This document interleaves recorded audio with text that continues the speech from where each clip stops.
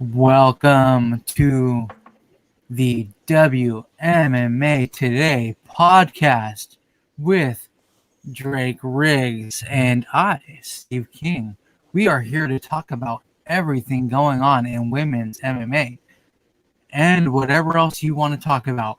If you want to talk about men's fighting, we're good with that too. Just leave us shit in the comments and we will talk about it. We have a stacked ass lineup this week. We'll do the UFC Vegas 19 recap. We'll do a Deep 100 recap. Road to 1-4 recap. Bunch of news. A shit ton of news. Some great fucking news. Some hype news, bro. And then at the very end of the show, we got UFC Vegas 20 preview, and in the middle somewhere there, we're gonna take the mailbag questions from all of you all that send us questions on a weekly basis. So let's get this shit started with the UFC Vegas 19 recap, where Yana Kunitskaya beat Ketlin Vera by unanimous decision, 29-28. Man, dude, she sliced her open, dude. Her whole, I think it was the right side. The whole right side of Vera's face was fucking jacked because of the elbows on the ground. Yeah, really literally the biggest blows of this fight. At the last second, Final seconds, straight up stole her dude, the stole win. that fight. Stole it because you bloodied a girl up.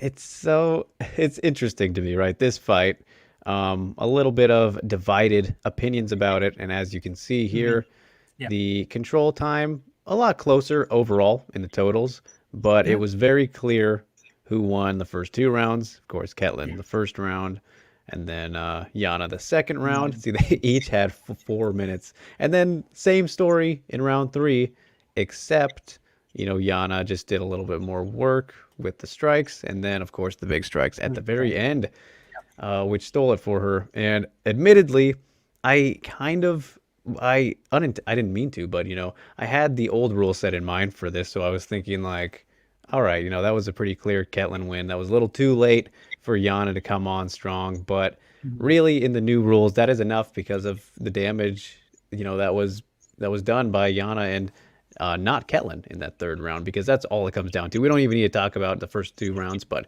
I'm sure we will, of course. But yeah, it felt weird just to think about like, oh yeah, I guess remind myself, even though it's been years now, but 4 minutes of control time, even though they were in some pretty good positions. It wasn't just like guard. She was transitioning, got mount, and there were some brief arm triangle attempts from Ketlin, but I guess just not enough. Felt a little bit weird, but I guess by rule, new rules especially, that is definitely fair to say a Yana win. But then old rules, that's a Ketlin win for sure. With all that time, yeah. So not quite how I imagined the fight to play out because of the lack of activity. I still feel like these numbers are wrong. I feel like Ketlin was more active than these numbers show. Maybe not as active as Yana, but I feel like she threw more. And of course, we're seeing that these numbers are higher than what they were showing live, because they were showing like 16 total for her overall, and I was like, that's no fucking way. She threw definitely more than 16 overall. But I didn't expect in round two for Yana to get the top position and pretty much do flip flop the fight, exactly what had happened in the first round. That was probably the biggest surprise for me. And then she didn't really throw up as many submissions as she typically does in that position, which was surprising, but was able to escape late enough, as we have mentioned, and put the final touches, finishing touches on the fight and steal the win away, because if she didn't do that, she definitely would have lost. So welcome, Alex, indeed. Waleed, yeah, hard to disagree with that, man. Losing a fight in the last 10 seconds must really suck, but It's terrible way to lose. Yeah. So But overall, if you look at those strike numbers, dude, Yana was piecing her up on the feet. well, there wasn't that much time on the feet. It was like I wouldn't even say that. I think most of her strikes were from the bottom From the bottom. That's true. or the top in the second round too. But really, there wasn't much damage done from either person until the end of the fight, which pretty disappointing from a fan perspective. But I did enjoy this fight as it was playing out because I love to see how like the grappling, Yeah. all the scrambles and everything plays out. So I'm sure you enjoyed that as well. But of course, it wasn't the most Loved exciting it. fight ever. But yeah, I enjoyed this No, one. And I enjoyed the fuck out of the fight, dude. I I enjoyed this fight. Um, yeah, the scrambles and all that. It was fun to watch. It was fun to watch these girls work. yeah, and they had plenty of time for that. In Yeah, each getting their momentum shifts and all that. This really was a momentum kind of fight. It was a roller coaster. It's it was. big chunks of momentum, and then Yeah, one little chunk to take it away at the end there. So very interesting, how it all played out, and yeah. But for the general, perspective, I have seen people say that this was boring and everything. Of course, I would say that Yana's spot now it is good because she moves up. Of course, beating the higher she's ranked champion person, now. gets a winning streak going. I would say that didn't do much for her, but at the same time, I don't know if you saw, but Dana did a little video chat with her and was very like, "Yeah, you absolutely won the fight," and totally giving her some good praise for it. And Yeah, so, like, all right, if the boss is happy, then you are fine. You got the win. No, nothing to be too upset about. And now it sounds like she might want an Aspen Ladd rematch if she's not getting a title shot. So I man, guess I that wouldn't be would be mad a at it, fun but fight. yeah, and Get it it would with be Kunitskaya and Lad interesting, going again. especially with Ladd coming off of the layoff now. So, Yeah, and was that her I, last fight? Was that Aspen's last fight? I think that she was trying to go for. She said that she was going for spring or summer, right? Aspen. I'm not sure. I think so though. We'll see. But yeah. So some movement at bantamweight. There would have been regardless if Ketlin would have pulled off the win here. Somebody would have went up a little bit more, what have Yeah, you. But it would have been the same. I think it would have been the same thing. Um, yeah, they're not gonna move above Aldana or Lad Holm or right, GDR. right. So So Kunitskaya is now number 5. She went up from 7 to 5. Ketlin is now 7. She went down from 6 to 7, and now Pena is number 6. She was number 5. yeah. So I think the Aldana fight, that's probably the one to go with. You want to do a fresh matchup, an awesome one? Let's do Aldana versus Kunitskaya next. I think it would be fun on the feet. I think that would be a really good striking fight. I'm I like that fight a lot with Aldana, but Yeah. I mean they got to match Lad up with somebody. Yeah. Yeah, very true. They And could do Lad Aldana. I mean, they could I don't do know. Lad and Aldana, but Couple then that would options. just leave Kunitskaya out Right. because Or she's not moving down any longer. yeah, You Yana know, versus she's GDR. Yana and GDR would be There we fun, go. but GDR is just a monster, dude. Like I don't know. I think that she would probably get pieced up by Jermaine Duranamy. Only one way to find out. I think that's But the I way mean, I would but I go mean, though. look, we talk shit about the bantamweight division. I specifically talk shit about the bantamweight division, and but you look at the top. I'm hyped for all these fighters. You know, Yeah. going down from Jermaine Duranamy to Holly Holm. Of course, Aspen Ladd. I really dig Aspen Ladd. Irene Aldana, of course, Yana Kunitskaya, Pena Anaheim, Vera. I'm still good with her.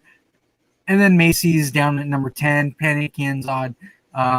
Julia Vila is all the way down at 15. There are really good fighters in the bantamweight division.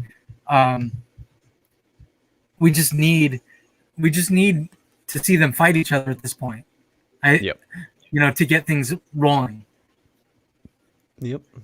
Very well said. And I think that we're on track. I feel I think we are. feel good Yeah, I about think things. we are on track. And then the other thing about the bantamweight division, which we say every week, is it's not deep at all. No, very, very, yeah, not a lot of people in it. Right. Of course, more than featherweight, but that's not saying much. So, Yeah. but yeah, not a lot of bodies. You'd prefer a bit more in that regard, but Yeah. yeah, there's definitely some things to be interested about, or points Yeah. of intrigue, I would say. So I like Yeah. it. I'm honestly good with Kunitskaya fighting, like you said, Aldana or Lad. Both really good fights. Yeah. It's just like where they want to go with Kunitskaya right now. Aldana, I don't know if they want Aldana to fight Kunitskaya. Yeah, we'll see.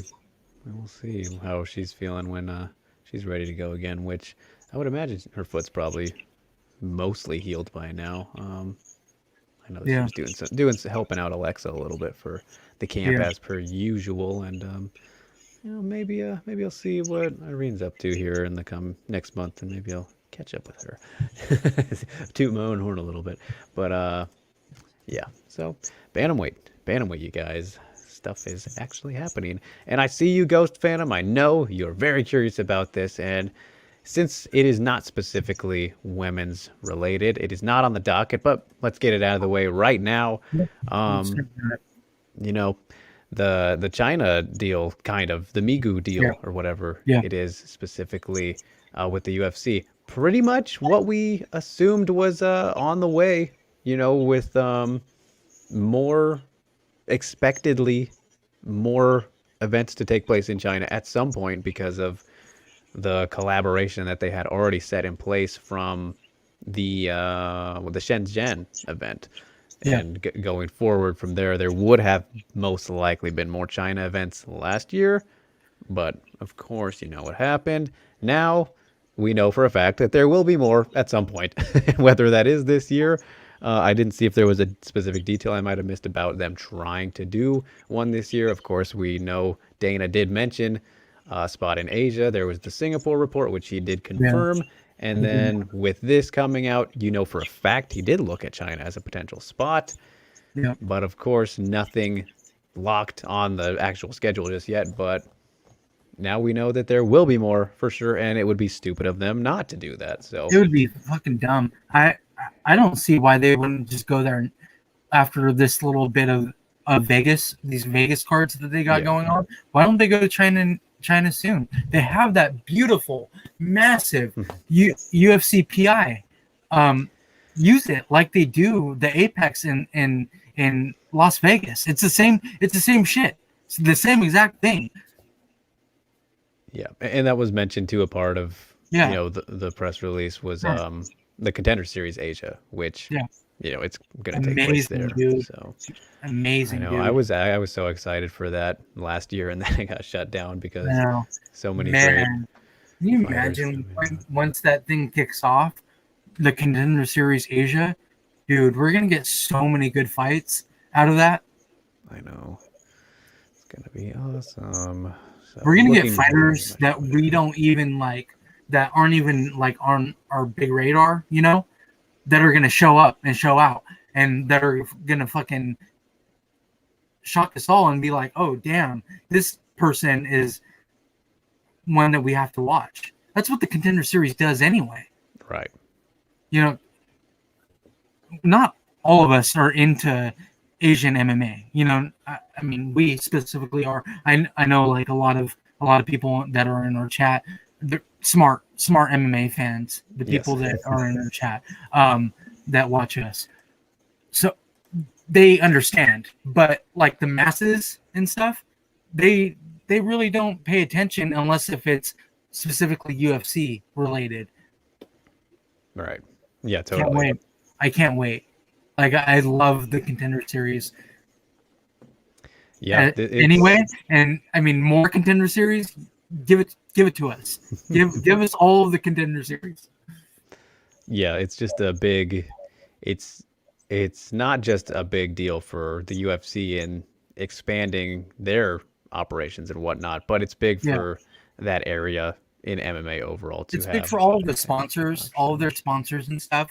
Like it, it's big for MMA in general. I think if the UFC goes to Asia, it's big. It's big for MMA. Yeah, yeah.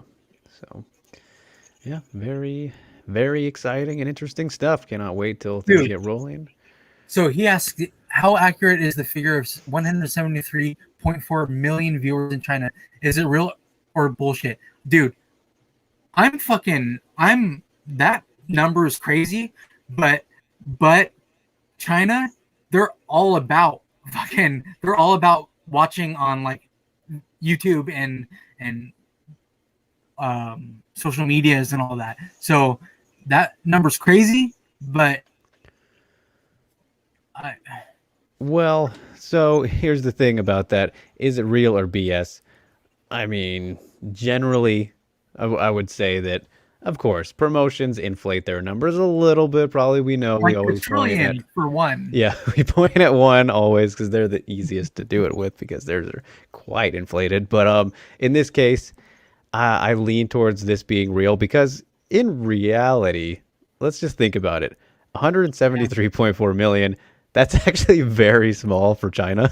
Like that's actually not that big for that country, but it is still a very good number, and It's a good you know, number. it could, That's a massive number. yeah, it could still be inflated a little bit, but I mean, just when you look at how big that country is, that's Okay, possible so and say it's small. inflated, but it's still 150 million. That dude, Yeah, that's big no, fucking numbers. That's big yes, fucking number. yeah, no, that's just fine, and that's only a starting point, right? China is such a big, massive, massive deal for MMA. Once the UFC actually moves in and starts getting these cards rolling and stuff, dude, it's gonna be crazy. I know it's overdue, long overdue, It but is. It really is long overdue. But I mean, it's not like they're not trying. They right. literally built that beautiful fucking UFC PI for a reason. Yep. Yep. And the pandemic ruined my Yeah, visit there. I will get to it one day. I want to check the that place pandemic out. ruined everything Ruined as it far all. as fucking the world Yes. is on. Yes, it did. But all right. Well, before we get back to UFC Vegas 19, might as well answer Jimmy. Good to see you, Jimmy. And this is kind of in line with what we're already talking about anyway. Yeah. So, What if Whaley and Rose doesn't get announced in the next 2 weeks? April is coming up soon, and we still haven't heard anything. Yes, dude. Yes. Okay, so obviously we're gonna talk about Valentina and Andrade, but there were reports that Whaley and Rose were gonna be on that same card, that same exact card, that targeted. Yeah. targeted card that Valentina and Andrade on. Dude, could you imagine if this fucking fight doesn't happen on that card?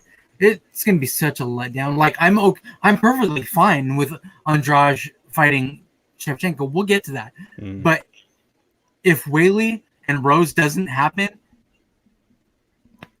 there's gonna be a lot of mad people. There's gonna be a lot of upset fucking people because this is Whaley is such a big fucking deal. Rose is a former champion, loved by so many. Like this fight needs to happen, man.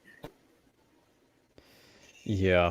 Um, we're a broken record at this point talking about it. So really, all that can be said is like if it does not happen at this event, April 24th, UFC 261, fucking move on. Just give it to Carla. Whatever you can do to make it work. I mean, we need Whaley needs to fight. She's the champion. Let her Yeah. defend her crown against anybody. Like Yeah. this has gone on for far too long of her just not doing anything. It's an absolute travesty. So And I know that the hard thing about it is, as we have mentioned in the past, like the three people all involved here are under the same management, which is probably making it more difficult, especially for Yeah, I think Mr. so. Brian Butler at Sucker Punch, who has to deal with making all of his fighters happy, and one person is going to get Could left you out no imagine what matter he's what. going through right now? If he wasn't such a chill guy, I'd imagine he'd be pretty stressed, but he's still having fun and you know No, making he's the having best of fun, things. but I mean, dude, I know. you know, Not a you, position you want to be in. yeah, you I mean, know that it is and it isn't because his fighters are you there, know that he's but getting hounded. He's getting hounded oh by yeah, people, dude. You know, I mean, people are literally kind of fucking like at the end, yeah, kind of getting fed up at this point. Like we were all cool. We were all like, okay, we were okay, like the pandemic and all this shit. But now we're going into March in next week. Next week is March, yeah. and that fight with Yana happened in March of last year. It's crazy. Yeah. Yep, Yusuf bringing up a good point. Since Wheelie last fought, Andrade has fought in both number one contender fights in both divisions and can be champ before Wheelie fights again. Damn, yeah, that's pretty That's crazy, insane. but yeah, that's crazy, man. Andrade is a monster though. Like she don't give a fuck. She wants to Right. fight. She doesn't care what division. It's crazy. Yep.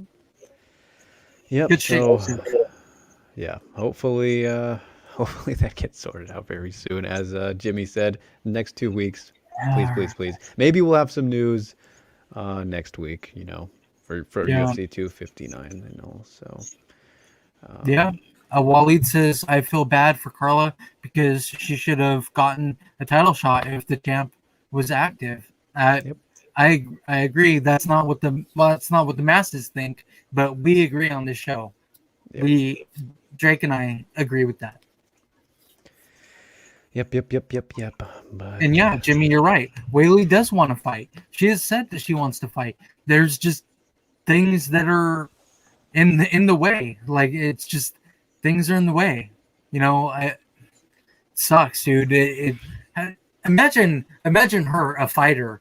You know, that's her living, being held yeah. out because of a pandemic, because of As the circumstances of champion, circumstances totally not in her control or anybody else's control, really. yeah, no fun, no fun at all. But all right, let's finish up UFC Vegas 19 now. And Yeah. to finish up on Whaley, though, I don't remember who it was, but whoever gave me the WeChat code, it did not work. So that Cool. hit me up with that again this week if you are here. I don't remember who it is. Sorry, it might have been Ghost Phantom, I think whoever it it was Ghost was. Phantom, wasn't it? Who? Ghost Phantom. Yeah, I don't know. Whoever it was that had Whaley's WeChat code, hit me up with it again or something that didn't work. But anyway. All right. So we did have another fight and a debut, a successful debut, Steve, didn't we? Yes, dude. Yes. Casey O'Neill, the Scottish Australian, beat the fuck out of Shannon Dobson. Just fucking put it on her. That was, dude. That was a really great performance from a debut for a debut. Just a great performance from Casey O'Neill. Yeah, it was vintage Casey O'Neill from what we've seen in her career so far. You know, she just gets a hold of you and dominates Dude, Ryan's, you it's know. kind of like a rap once she gets you. Like it feels like it's a rap. So She's far it has strong. been. She's So strong, dude. She is strong. But you know, aside from doing what we already knew she could do, which was, you know, dominate on the ground, like Yeah. in the time that the fight was on the feet, she did eat some shots, of course, that was to be expected. But you know, her striking looked improved in the time that we did see. It didn't look too bad. She was hanging in there. Yeah. Wasn't getting like she wasn't getting beaten or anything. I thought that she won those exchanges for the most part. So overall, yeah, she looked very well, and this was, you know, what should have happened probably. You know, as we kind of touched on last week in the preview, Shayna Dobson, of course, had the slight experience edge, fought some better people, but has never been, the best fighter in the division or anything like that. And the win over Agapova, as we noted, like, yeah, it was a fantastic upset, but she won off of her toughness and durability essentially because she was losing until Agapova gassed out and then took advantage there. So I think if you put them in the cage 5 times, Agapova wins 4 out of 5. right, yeah, and she got that one already. So If Hannah already got the one, she would get fucking annihilated the rest of the 4. yeah, so it's yeah, very good debut for Casey O'Neill. It doesn't tell us a whole lot because of who it was against, right? But it was a good win and a good performance, especially for your debut. It was her UFC debut. We've and her seen third finish. We've seen a lot worse from debuts. Yeah, A lot worse. That was really good for Casey O'Neill. She's fun. She's exciting to watch. We all love the Scottish. We all love Australians. she's both apparently. best of both worlds. Yeah, like, dude, I dig this chick.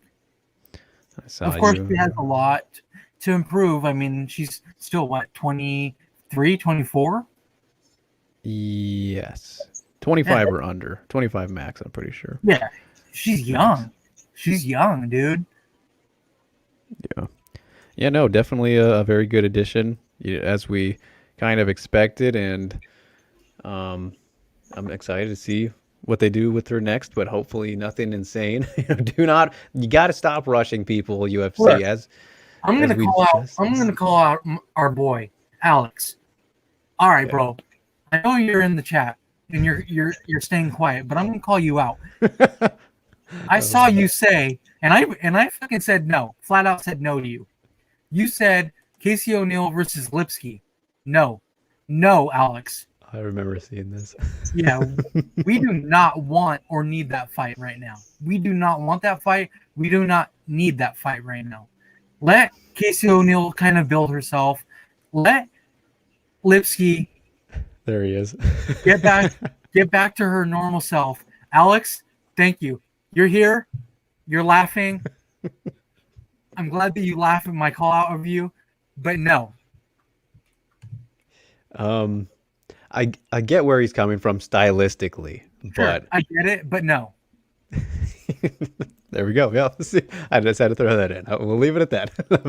Not the move I would make either. And No, not. Steve had a problem with that one, Alex. So I be did, careful. dude. I saw it and I just said flat out no. Flat out. That was exactly what I told him on his tweet. that. I was like, no, dude. That was funny.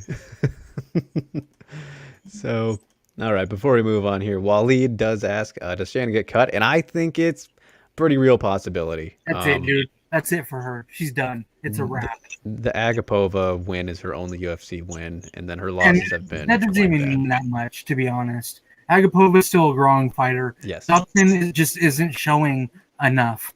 Like, she's getting worked by Casey O'Neill, making her UFC debut.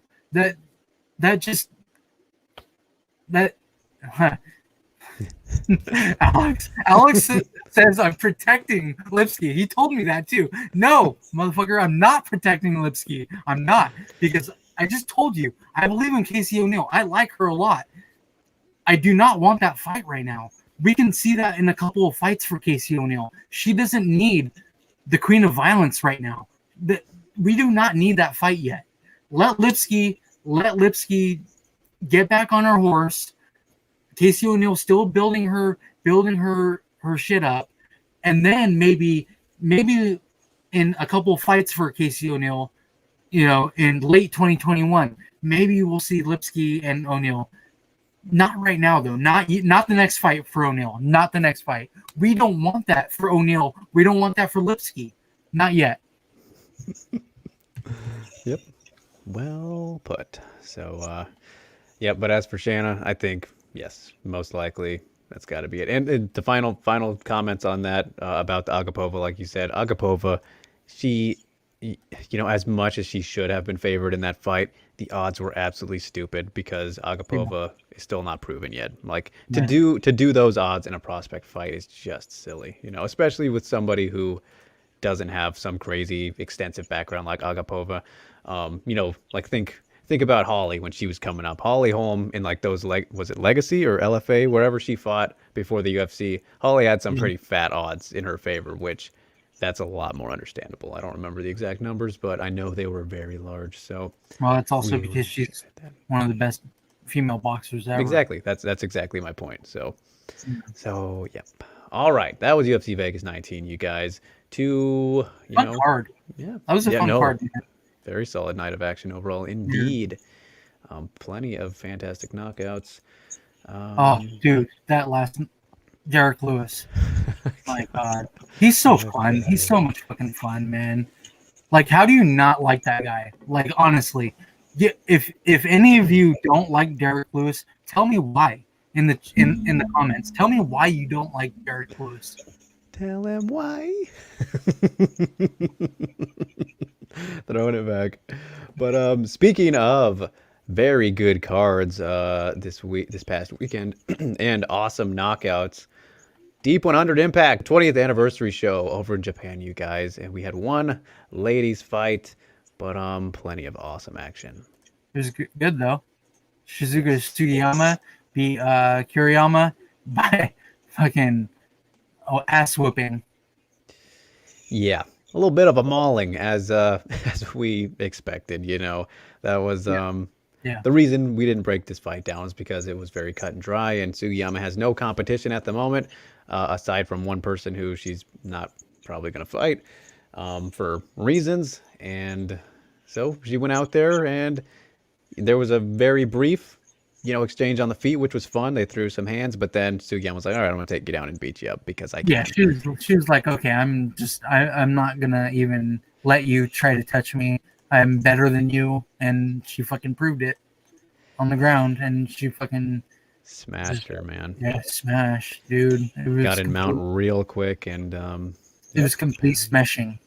it was smash. Sugiyama smash. So, keeps rolling. Does Sugiyama? That is what I believe she's now 10-2 or 8-2, something like that since 2014. Her only losses to Kana Watanabe, which no shame whatsoever in those. This chick needs to, get out of Japan. As much as you hate to say leave your country, but she deserves a spot in UFC or Bellator, and there's just no doubt. She's got to get there before it's too late. She is 33 or 4 now. I know she just had a birthday, so I think 34, but still very good. Pretty much the prime of her life and career. So, dude, it's got to happen. Pick her up before it's too late. Yeah, it's got to happen like this year. Yeah, no kidding. Like soon. So, like she would be one of the perfect fighters to put on an Asia card. Oh yeah, dude. As we talked about, very good following for what she's been working with. A very good following for what she's been working with. Popular as all hell. Can speak English. She's got everything you would want in an international fighter, right? Who hasn't gotten to that big stage yet. So it's just kind of mind blowing that things haven't worked out yet. Maybe they have approached her. Who knows? Well, maybe we can get to the bottom of things here soon. But yeah, it's overdue. Another situation that is overdue. Welcome, Head Kick Steve. I see you right there, and you guys going back and forth. So yeah, that was the lone fight on the big 20th anniversary show. Cool for her to be the one female winner from the event. And man, I don't know if you Steve or anybody else caught some of the rest of this event and whatnot. Yeah. But dude, Juri Ohara's stomp on Kitaoka was crazy, absolutely filthy. that guy is violence. Juri Ohara. Cannot wait to see him back in Ryzen. And that stomp was brutal stuff. That was some American History X shit. Yeah, dude, straight up, that was fucking crazy. Loved it though. And Kitaoka needs to retire ASAP. We love stomps. Yeah, stomps are, you can't go wrong. So, all right, sticking with Japan though, there was one more event, you guys, and I don't think it was also in Tokyo, but it was in Japan. So yeah, Shuto road to 1. Yeah, so Tsuki Hirata beat Miku Nakamura by punches. I didn't see this fight. Did you, Drake? So I missed like the beginning of it, but I did see the finish, and it was just a case of, she played around a bit on the feet. Hirata did. Hirata, a very good prospect out of Japan for, one fighting in their 115-pound atom weight class. Of course, this was not technically in one. This was Shuto, right? So Yeah. it was straw weight by name, 115 pounds no matter where she fights, of course. I believe this was her fourth or fifth win, and it was just she got Miku to the ground and was able to get in a crucifix very quickly and just start pounding away. And that was pretty much the end of it. Got her in a bad spot after testing herself on the feet. As you can see, good body kick right there, pinpoint right to the breadbasket, as they say. So she keeps on rolling, and now we know what is next for her, and we will get to that later in the news. Very exciting stuff, but now we know why. Some people may have been waiting to announce some things because they want to see how things shook out here. But very Yeah. good win for Hirata. Keeps the momentum rolling, and she's going to need to build off of that. So exciting stuff there. Good win for her. My God, dude, Don't spoil it. what this fight is leading to. What this fight is leading to. Ooh, it's going to be good. It's going to be very good. Dude, without me saying it, obviously, April and May are going to be fucking insane for fights. This April 2021 might be the best MMA month ever. Like, it is fucking incredible. Dude, like across everything. Holy I'm shit. literally getting chills and fucking goosebumps right now. Like thinking about all the fights and all the shit that we're getting in April and May. The end of March, April, and May. It's gonna be a hell of a stretch coming up here, you guys, and I am all for it. I'm here for it, as they say. I think we're all here for it. We're all here for that shit. So, all right. We are moving on. Those were all the events from this past weekend. Plenty of great action, as we just alluded to. And now it is time to open up the mailbag. So let's We got a dive lot on of shit to go into Oh, yeah. in the mailbag. Oh, yeah. Love that. Love it. Yeah, no, we definitely did not forget about that. Don't you worry, Yusuf. We didn't forget about Romero Rumble, buddy. Yeah, we did not. How can we forget about Romero Rumble? Right. So, all right. So a little bit of prep for next week question here from Aaron in the mailbag. Yeah, Aaron De Leon asked, "Will this be Nunes' last fight?" He's talking about Megan Anderson. I don't think so. I could see it, but I mean, we can see her calling it a wrap, but I don't think so, man. I don't think so. Yeah, I mean, I could have saw it after the last fight, and I did one of my bold predictions for 2020, which I don't know if I got any of them right, but they were bold. That's the point. Was that Nunes would retire last year, and maybe she would have if this fight took place last year, depending on the outcome and all that. But I don't know.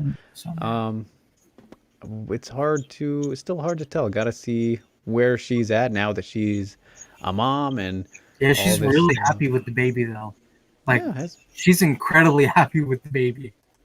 Yeah. So, in between, like posting her training and stuff, she's posting pictures with the baby. It's fucking adorable. Yep, she is loving that mom life. So that's the thing that makes you think, like, all right, there's that on top of already having accomplished all you possibly can accomplish, aside from, maybe breaking Ronda's title defense record, which I think she's probably, in total between both divisions, she's got to be, like, right there, right? I don't know. Would have to look it up real quick. But, yeah, it's, I think that we're getting close to the end anyways, and she's kind of talked about it a little bit. But, I don't know. Just kind of got to see exactly where she's at here next week. I think will be Big. And then you Yeah, got to think about, too, in relation to being a mom, Nina is going to come back and fight. yeah. She is doing that. That is booked. So in the meantime, you would think somebody's got to be, more do the parenting duties, are they gonna hand it off, or, That's I don't probably know. what I mean. I would assume that that's probably what they're doing. They're going hard with Amanda right now. Amanda has the fight next week, depending on what happens with Megan, and then they'll go hard for Nina, Yeah.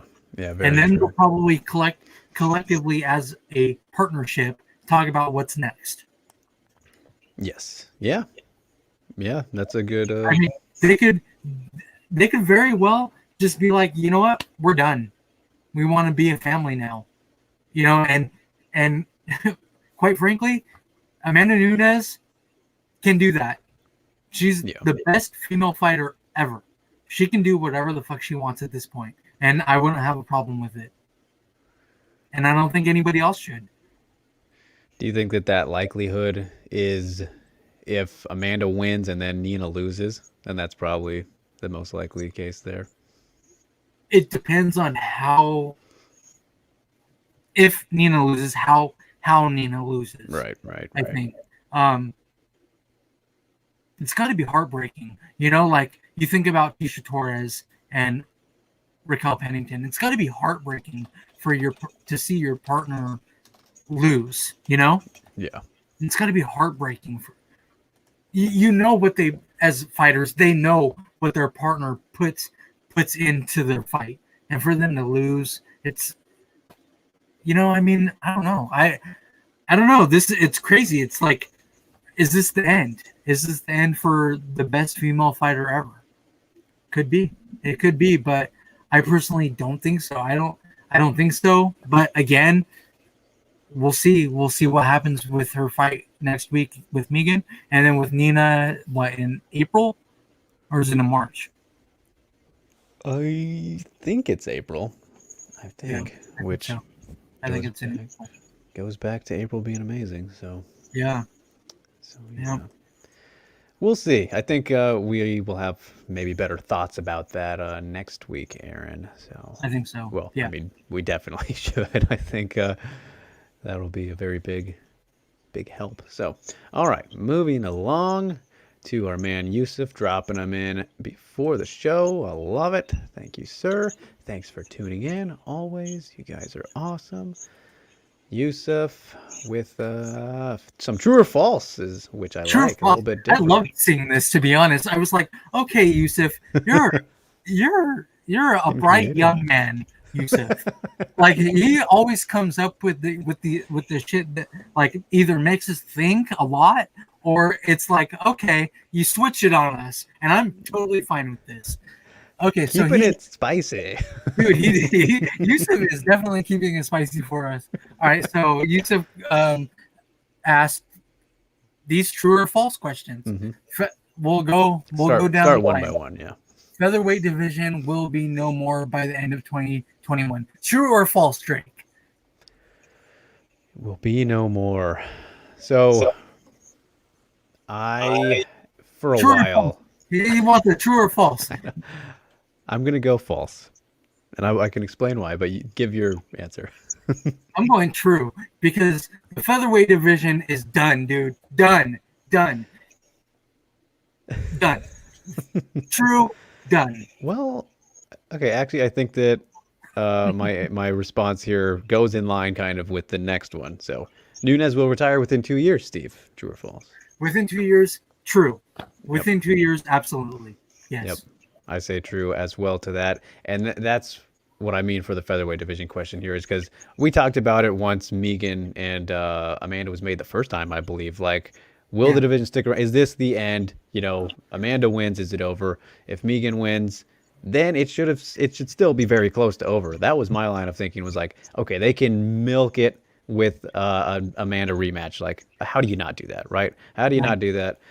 You milk that for a little bit longer, and then let's say Amanda wins, the rematch. Then, if you want to milk it even more, you do the trilogy. You do the trilogy and extend this division experiment out for as long as you possibly can. They've already done it for 4 whole years now. Come, earlier this month we hit the 4-year mark, which Fucking is crazy, absolutely dude. insane.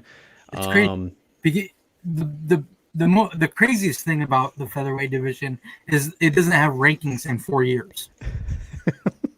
it's only had like It's had two champions. eight and a half fighters maximum, and that's generous. That's being A generous. half of a fighter. Who's the half of the fighter?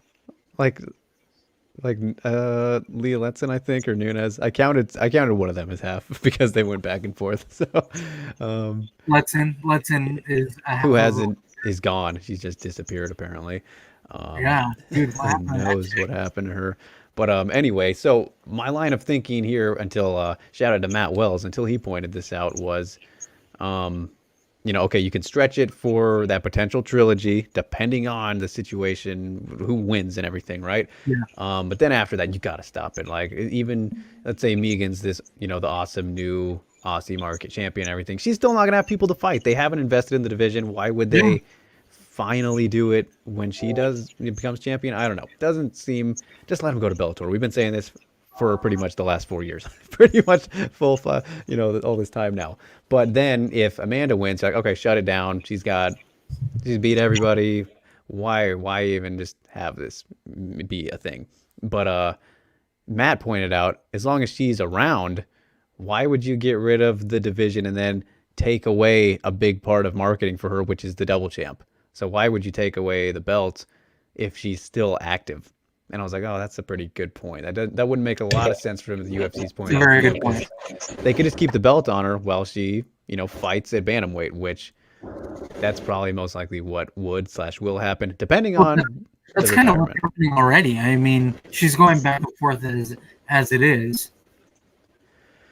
Yeah. I, I mean, they're not gonna. I don't think that the UFC would just keep the belt and there not be any fights in the division. Yeah, they'd have to, keep people. They'd have to keep finding Megan opponents and, like her and They would have to Felicia, keep all that. anybody opponents. I mean, they look what they pulled out of their ass this week. We'll get to Oh that too. boy, oh boy, that's gonna We'll be get to that fun. shit too. Um, yeah, they pulled So something out of their ass with this one. we'll get into that, and I'm not looking forward to it. So yeah, um, it hinges on that second part, Yusuf. On Nunes retiring, I think so, Yeah. which we both agree is true. All right, so after that, he has Valentina will compete at bantamweight at least one more time in her career. Steve, what do you think? True. I think that she fights Amanda Nunes at bantamweight. Let's fucking go. Yep, totally fair. I agree. True to that one. She's still 32, pretty, young in her prime.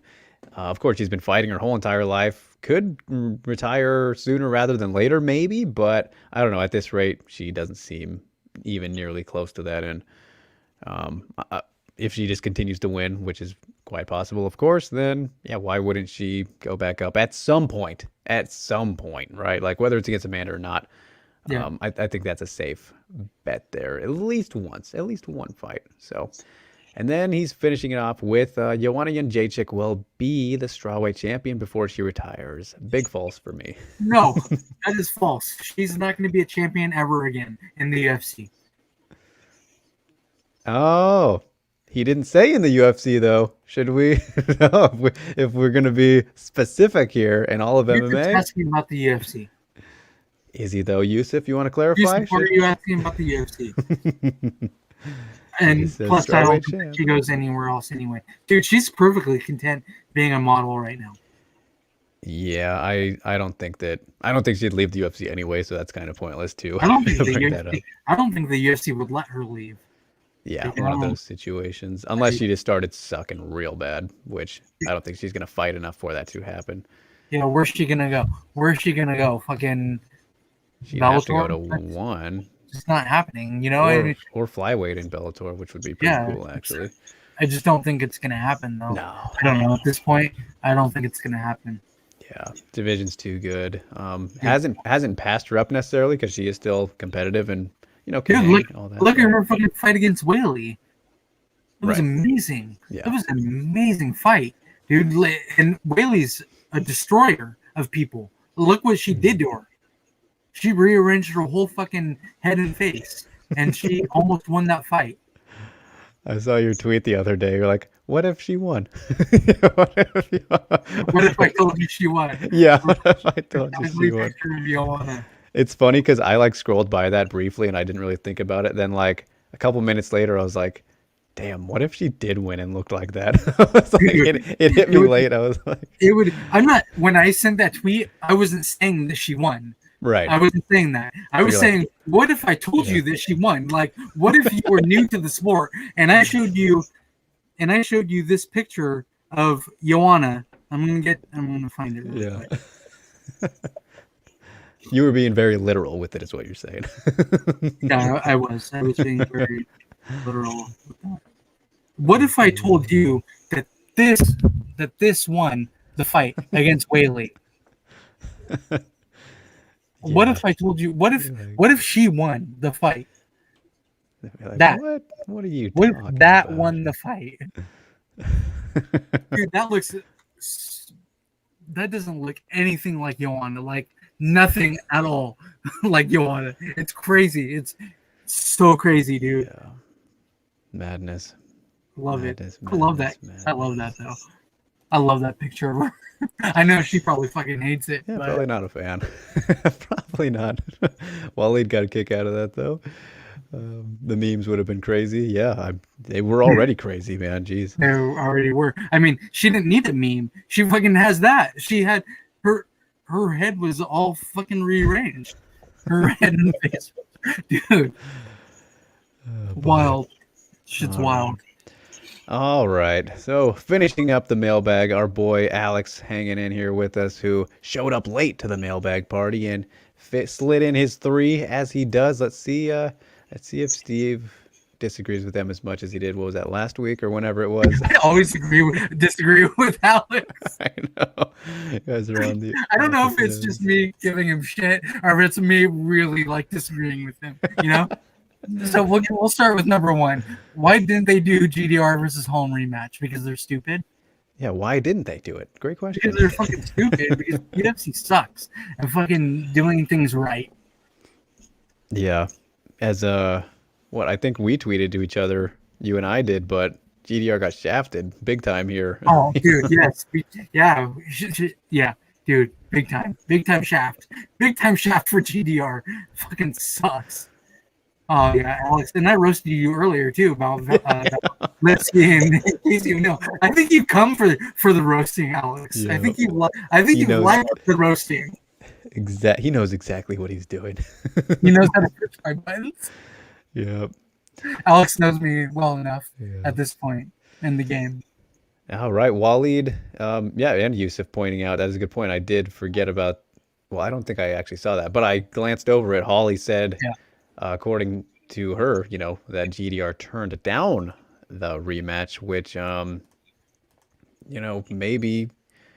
I guess there's no reason not to believe Holly in that case, Yeah, but I don't know. mean, It seems I odd. don't see Jermaine Durant running from Holly Holm. Like, what? I mean, I don't think that she's ducking Holly Holm at all. No, I mean, already fought, and There had to already be beat her. there had to be a reason for that. Well, the thing that people I think forget is that GDR is a full-time policewoman.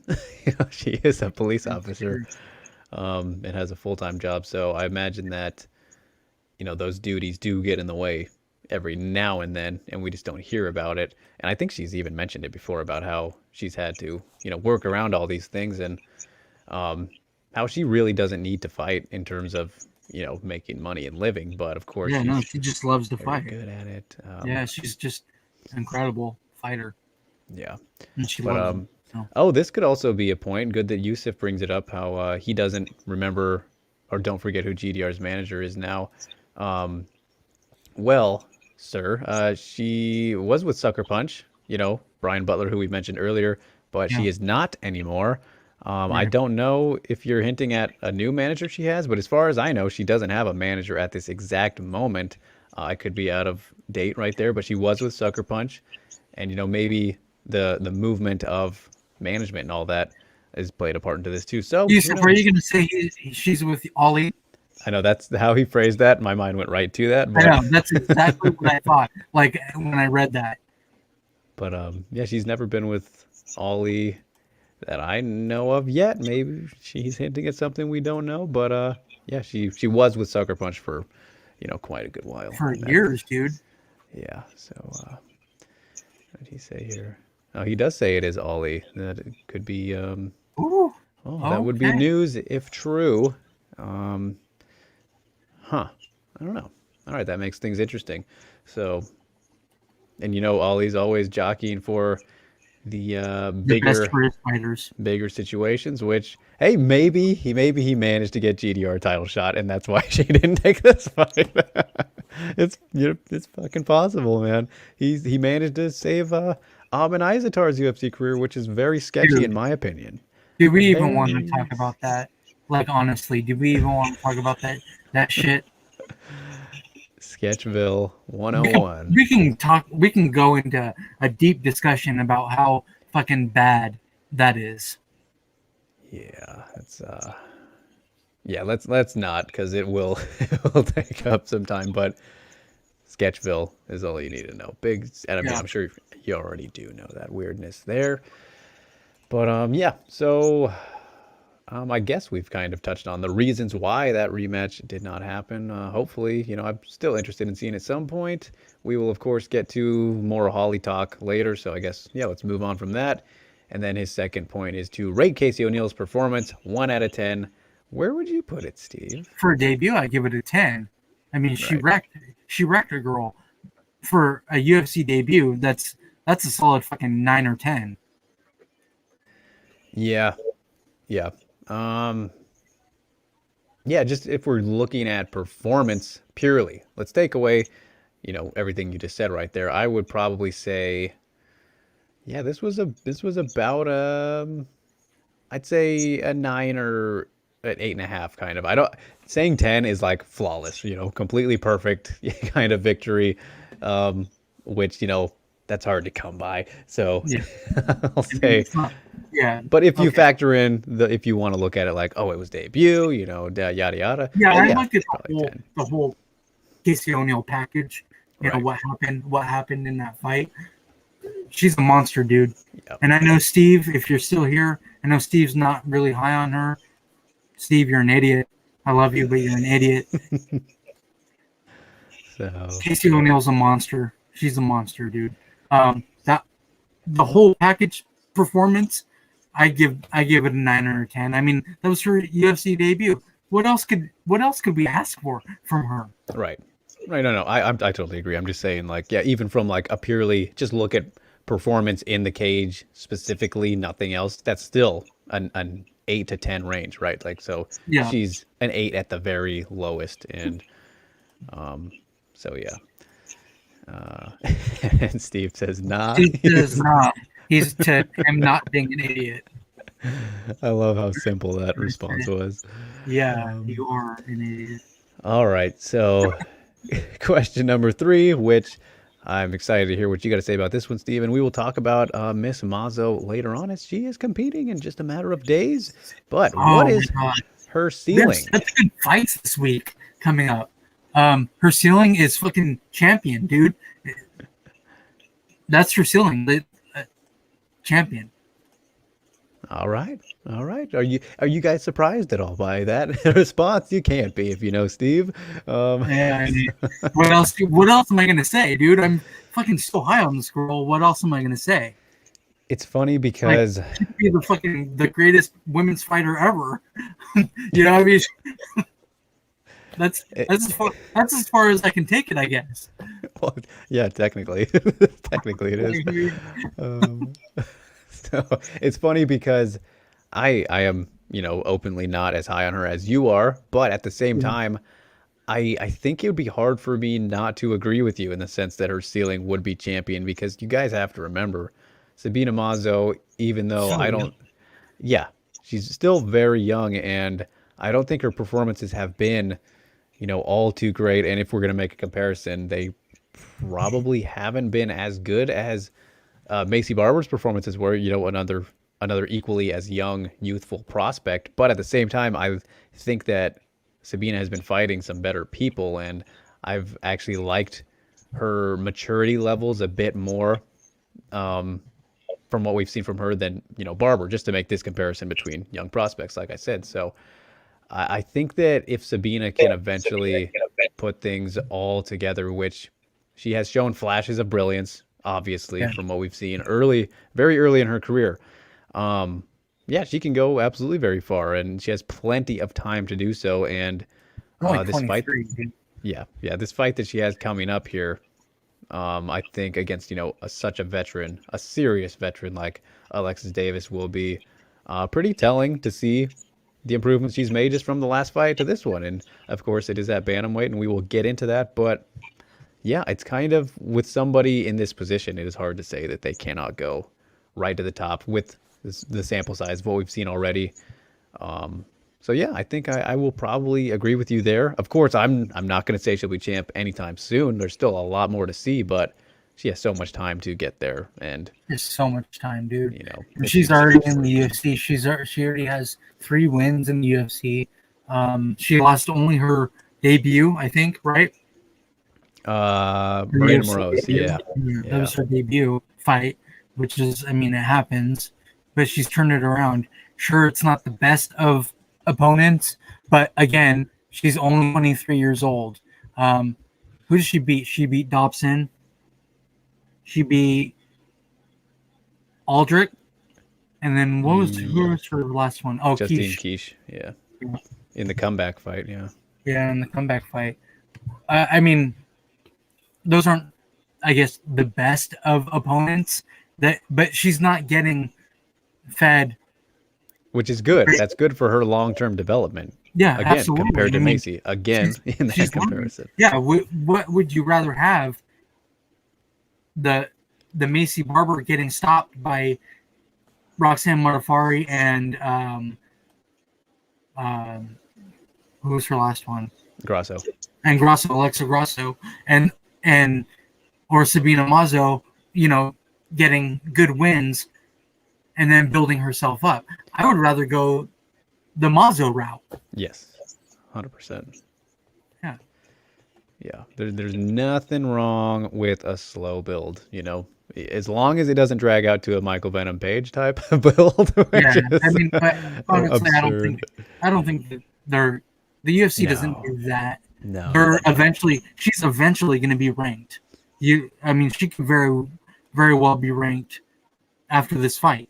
Well, that wouldn't quite make sense, but I mean, who knows? The UFC rankings don't make sense anyway, so it doesn't even matter. Like, it doesn't really matter. So, here's an interesting thought. Mm-hmm. Let's say Mazo wins, and then of course she's planning to go back down to flyweight. Yeah. You think, and this goes for you guys watching as well, Mazo versus Barber next? Is that something we'd be interested I think in? Barber's. They. I don't think that they would put Barber up against Mazo for the fact of 3 losses in a row. Would be very, very bad for Macy Barber. So bad for Macy Barber, dude. Yeah, but I mean that's the case with anybody, right? That she's gonna fight. I mean, Yeah, but theoretically. I mean, yeah, but Mazo might not be ranked, and Barber is what is she? She's 15 now. 15 right now. Yeah, her and Russell flip flopped. I still think that they probably give Barber somebody who's ranked. Yeah, I mean, that's going to be very interesting to see which path that they go with her. And, we've been talking about where Hebas will go next from here, which is also going to be interesting how they want to approach that. But Yeah. Barber, yeah, that'll be something. And Yusuf, throwing it out here, do we think Barber will do well at bantamweight? I think she'd be pretty outsized at bantamweight. Yeah, she's a good sized flyweight. Though. Yeah. But I don't know. I feel she'd be similar to that Tracy Cortez type of size. Maybe a little bit She's bigger than better Cortez. fit. But Yeah, she's bigger than Cortez. But again, if you just think about like those top girls and think about the fight we just saw, Think the about number Yana 15. Think about Yana number and 15, Julia Avila. Can she match up with Julia Jesus, Avila? that would No, be a dude, brutal. she can't. 15 against 15. She can't match up with Julia Avila. Though, okay. Again, when we talk about the women's bantamweight rankings, we got Lena Landsberg at number 11. And then there's Sijara Eubanks, who might not be ranked soon, depending on what the fuck is going on with her. Yeah, I don't know if you guys saw that, but Sijara Eubanks is in a custody battle, and there might be some kind of domestic violence attached to it. It would seem We don't, like either we don't know. direction that is the case. Yeah, we don't know much about it, so we can't really talk about it. I don't feel comfortable enough talking about it. There's too much speculation, like on Twitter or whatever. Too much. What if you don't know what happened? A clip of a video doesn't show us what happened. A clip of a video does not show us what happened. No. Unless if it's literally So, a fucking punch to the face. Then you see what happened. We didn't see anything. We didn't see anything at all. It's a custody battle. We can't really talk about it. Sijara Eubanks has an uphill battle right now, and the battle is not fighting, I don't think. yeah, probably shouldn't be until this kind of stuff is sorted out. So, yeah. As for yeah, Macy at bantamweight, I don't know. I don't think so. I wouldn't recommend. Let's put it that way. Even though I guess I see where you're coming from though, Yusuf. With she did have the weight issues a while back. Yeah, her body mass and stuff like that. She's a thick flyweight. Mm-hmm. But I still think it's probably the best for her, at least at the moment. We'll see, as time goes The on. best thing for her is to learn how to fight Fair enough. without Yes. without throwing all kinds of crazy shit at the very end, just wishing upon a star. Like you got to fight for 3 rounds. Yeah. Well, I'm sure she'll work on that too. So Yeah, sure. That's probably what her 5 other gyms thought too. going in on Macy as we wrap up the mailbag here, as we close it up. Thank you to Yusuf, Alex, and Aaron for the mailbag questions Yes, thank you. today. Appreciate it. Always yes. appreciate it, especially the true and false. I love that, Yusuf. That was good. Creative stuff. Always appreciated. And Jin, we kind of just, a little bit touched on that. How about, do you think Barbara will do well at all? He's asking. At all. I mean, at all. yeah. At all. Yeah. I don't really know, because I mean, we haven't seen that great of anything from her, really. I mean, Roxanne Modafferi fucked her up. Alexa Grasso fucked her up. Like, I mean, we're not really seeing a hell of a lot. Could you imagine them putting her against Shevchenko, Antonina Shevchenko? Dude, like, not good matchups for her at all in the flyweight division. Yeah. We'll just, like I said, we'll have to see what the UFC puts in front of her next. So, but of course, still very young. There is time. There is hope. Plenty of time, plenty of hope. But I mean, again, you gotta wish upon a star for that shit. Right. All right. Okay, we're gonna go quickly over this one, Jin. We have a whole lot of news to get to. He's asking, do they cut Barber if she loses to an unranked fighter? Not yet. It would have to be 2 more, I think. 2 more, maybe. She'd have to start showing some Paige Van Zant signs, and some failure due to their own fault of rushing her. But I think she's safe until she loses about 4 in a row or so. Yeah, she's too young, I think, to Yeah, give up on at this point. yeah. I don't see But them. a I good don't see them question. giving up on her at all. Yeah, we will see. We will see. PVZ signs. That is right. All right. News time, though. Whole lot of news. Some very interesting bits of news here. We have a lot to get into, and we are just getting to it. An hour 10 in, 70 minutes. All right. We already touched on Love that for us. Miss Holm. So, Holly Holm is going to fight Juliana Pena on May 8th. We don't know where, assuming it's at the Apex. yeah, But probably. yeah, do we like this fight at all? It's not what we expected, obviously. Do I like it? Eh, it I think it very heavily favors Holly, and Juliana's best chance here is to replicate what Misha Tate did. I really think that the fight would look something similar to that. Uh, whether win or lose for Pena, but this is a pretty good matchup for Holly. I would think, and I do think so. Very likely, assuming GDR isn't getting that Ollie help and getting the title shot next, like we mentioned, this fight, there's no way the winner of this fight isn't fighting for the Bantamweight title next, especially because Pena's been making her noise that she does, and, she is somebody who hasn't fought Nunes yet, so if she wins, she's definitely getting the title shot. Yeah. So, yeah, this is most likely title contender. As for Unfortunately, yeah, as for unfortunately, it's a title contender. That means that Jermaine Durandamy gets shafted, like what Drake said, in a tweet. Yeah, just fucking, it sucks, dude. Like it sucks. She's literally the number one ranked fighter, and you can see the writing on the wall right here with this matchup. and the funny thing too about that is the fact that GDR very recently just choked Penny unconscious. Like, Yeah, yeah, and fucking then yeah. I already mean, gets skipped over. and I mean, maybe it is true that it was offered. Holly Holm and Jermaine Durandamy was offered, and maybe Jermaine Durandamy did say no. So the UFC was like, well, we need to get Holly to fight, so we're just going to throw Pena in there. Yeah, yeah, very true.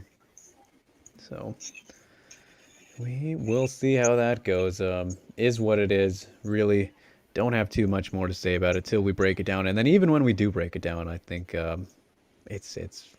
won't think be all of too us, much to say. yeah, I think literally the majority of us who talk, you and I, and then everybody who comments and stuff on a weekly basis, I think we all probably feel the same about this fight.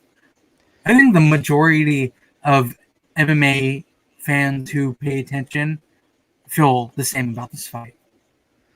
Yeah. I mean they definitely should if we're going off of their last performances. Like, Yeah, if you're yeah. just gonna if you look at that alone, aside from just the stylistic clash as is.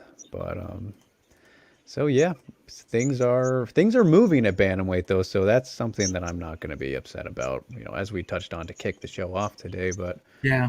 I mean, we can't really hate on these bantamweight moves that are happening right now because it was so stagnant for so long. right.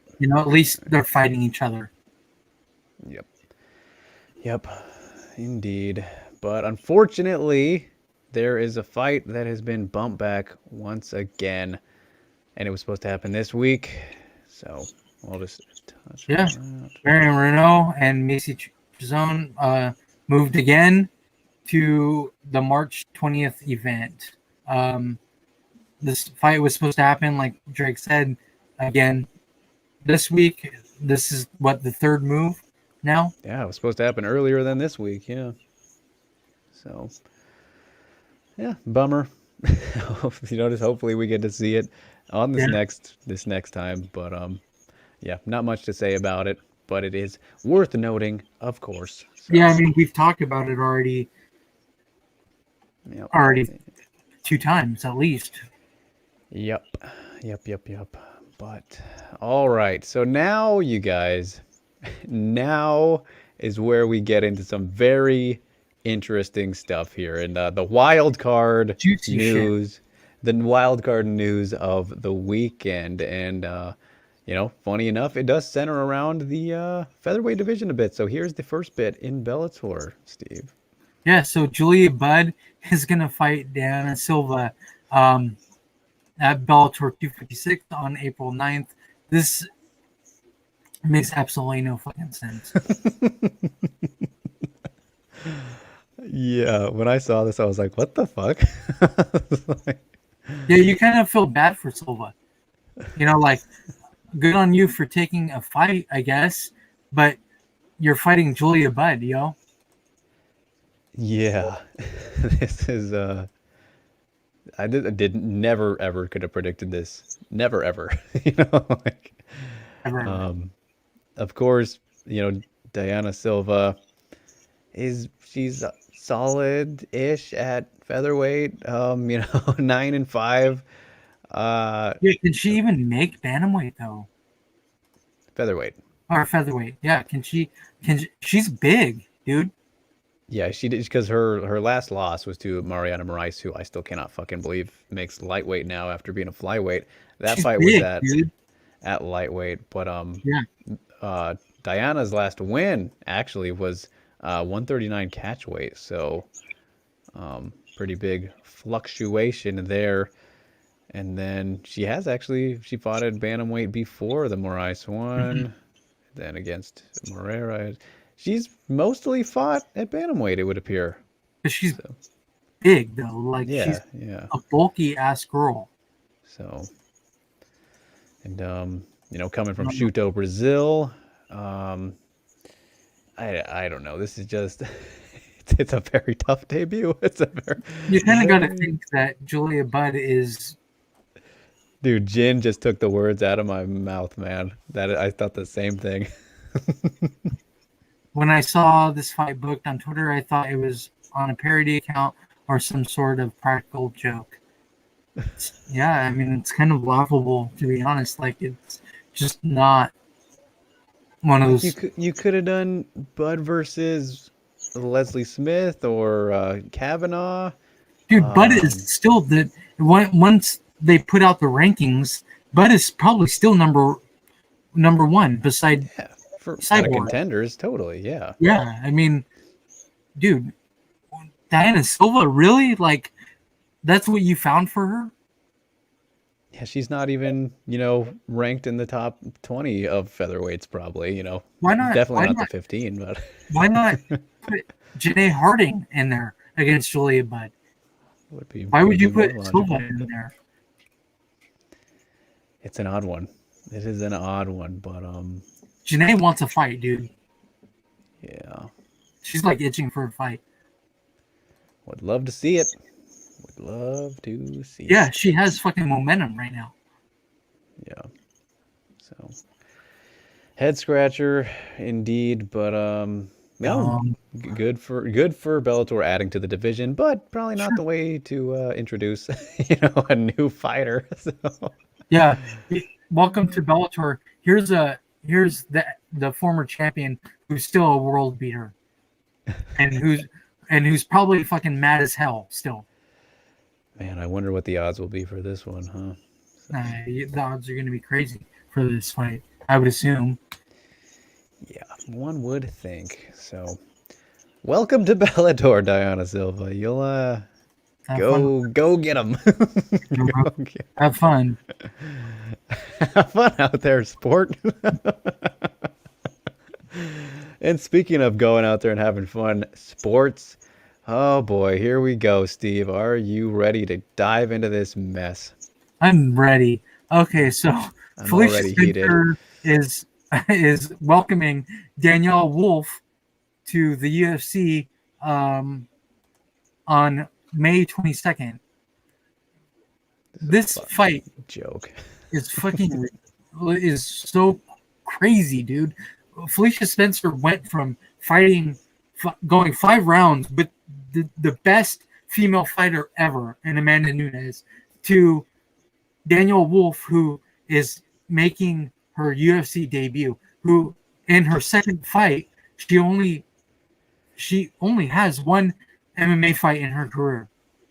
It's on the Contender Series. And now they're giving her Felicia Spencer. It's just a fucking joke, dude. This epitomizes what the featherweight division is. It's a fucking joke. Division, yeah. Man, it's this. So this is Okay, so I'm gonna bring back Jen's.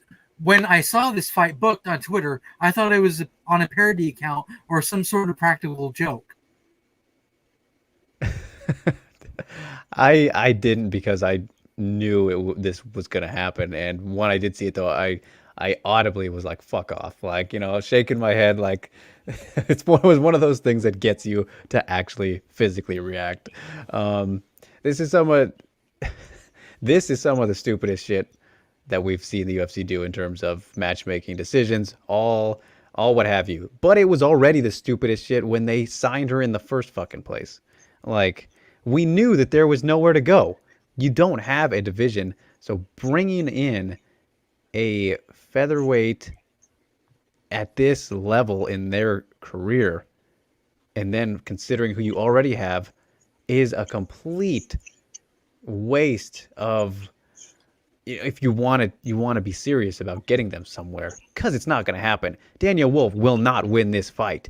There is about a snowball's chance in hell. I'm beyond confident in this one. We could always be wrong. Puncher's chance. She's a boxer. Yeah, but and to it's be honest, not happening. It is not happening. Her boxing record isn't like crazy great. She's a decent boxer at best. The only slight thing that makes sense about this fight being made is to keep Felicia active and have somebody for her to fight. But even then, you could fucking bring in somebody who has more experience than Daniel Wolf. Like Lena Landsberg. You could have Landsberg go up. You could bring in, Pam. You could bring back Pam for a rematch there. You could bring in Kaylee. There's all these. Right, not right now.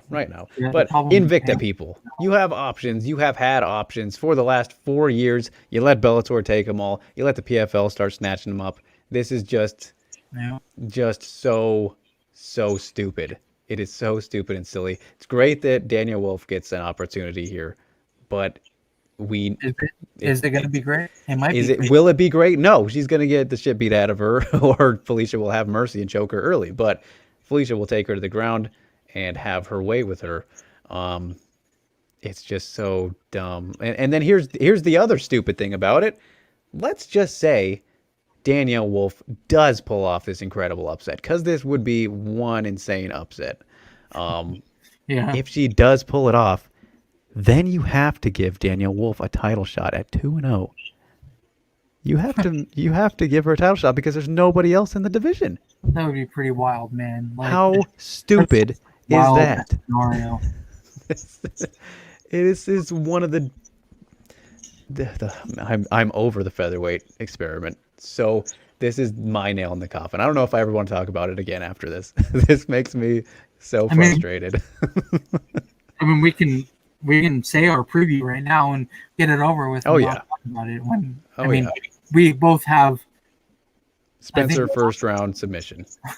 This is James Toney and Randy Couture too. That's crazy. And I'm gonna say the same thing when this fight comes up on that preview, okay? Because there's nothing to talk about here. This is just absolute nonsense. I hate it. I hate it. I'm glad they get paydays, yes. But guys, you want to see a fired up Drake? This is the fired up Drake. This is how you do it. This is how you get me. Yeah. Waleed chiming in here.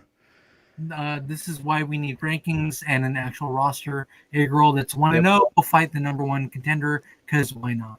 Yeah, I think that was the consensus. Like, everybody, again, we all think alike. That's why we're on the show together. And then, we have people who think like us, basically, for the most part, on our show, in our chat room and stuff like that. But the consensus overall, like on social media, on Twitter, and like on Reddit MMA and stuff like that, dude, we all think that this is ridiculous. Like when everybody comes together and thinks the same thing, it's pretty fucking ridiculous. Even the featherweights themselves. I'm sure you saw Chelsea Chandler chime in about how stupid this is. And why not give her this chance? Why not sign her? Well, I mean, that's probably, that was going through her mind when she said what she said. She, well, she's like, why does this girl get a chance and I don't, and many other girls don't? Yeah. 37-year-old former boxer with one MMA victory that she arguably didn't even win. But we know why she's getting. Look at her. We know why she's getting this fight. I don't know.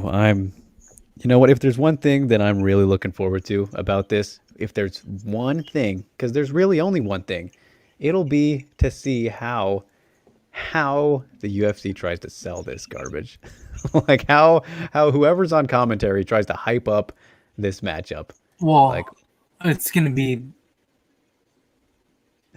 in May 22nd. It'll be Anik and fucking DC Fitzgerald, maybe. Who knows? Maybe even Fitzgerald. Yeah, have fun with that. But I mean, I hope Paul Felder's on it because Paul doesn't. He does actually, not. He'll tell the truth. Yeah, he'll be like, good luck. Yeah, exactly. That is all I'm looking forward to because crazy. It's just nonsense. I agree, Yusuf. Yusuf says getting rid of Cyborg was the worst. She was their division. Her and Amanda, that was the division. And then you had Felicia Spencer, and then you had Megan Anderson, and then you could have brought in a few more fighters like a Daniel Wolf, a Chelsea Chandler, a Pam Sorensen. Then you can build a division, but they never did that. They never did that. 4 years later. And it's so simple. It's so simple to do, but they never gave a fuck about the division. Only because it was Cyborg and only because it's Amanda Nunes. That's it. That's why they care. Dude, their worst nightmare is for Megan Anderson to pull off a victory. That's their worst nightmare. Because then the division's done. Where do they go after that? Yeah, I mean, we already talked about it. You could milk a rematch, a trilogy, whatever, but that's it. Yeah, I mean, but then that gets stale, dude. It gets stale. And then what are you going to do with the rest of the fighters? While those two fighters are in their second or third fights or whatever, what have you? Yep. What happens with everybody else? It's non-existent again. So might as well just call it non-existent right now. Might as well just fucking get rid of it altogether. Fucking done. Let them go their own way to Bellator, to wherever they can get fights, and fucking call it a day. Done with this. Open up the atomweight division. If you got to have three female divisions, at least bring in the atomweights where there's a lot of fun fighters all around the world. Yep. Very true. I'm exhausted now from this topic. It's got me spent.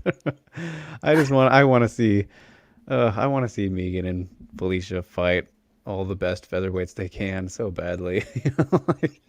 They have to go to Bellator to do that. And yeah, they have to go to Bellator. That's their way. That's the way for them to Bellator. The Bellator is the road to everything that they want in their fight herders. The UFC is the biggest fight promotion that there is. But I mean, the UFC is not treating it like a division, so fuck them. Yep. I love Jimmy's comment here, as you can see. We might have lost Steve temporarily, but yeah, Modelo does like having Nunes be double champ on those commercials. That is for sure. And yes, Jimmy, throwing in another comment there about that news, which we will get to here in a moment as Steve is, I would assume, fixing his stuff. But, all right. We will move on until then. So I am done with featherweight talk, you guys. I have had enough of it. Makes me very upset for the people involved and whatnot. All right. So here we are. The next bit of the day, of the week, what have you, of the show. UFC Fight Pass is no longer set to air Invicta events. So we didn't see this one coming either.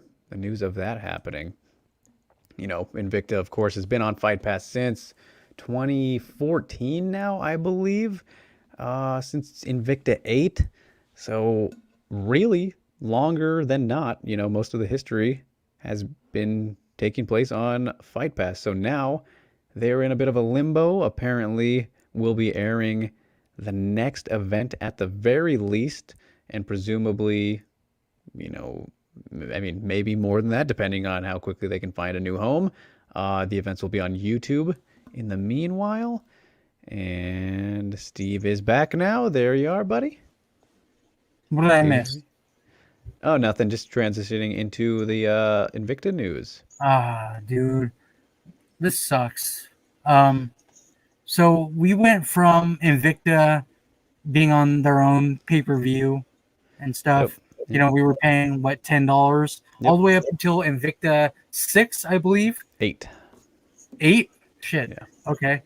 And then they were on Fight Pass for the past 7 years. Yep, 2014, I believe. Yeah, I think so. I think it was 7. It's been 7 years that Invicta has been on Fight Pass.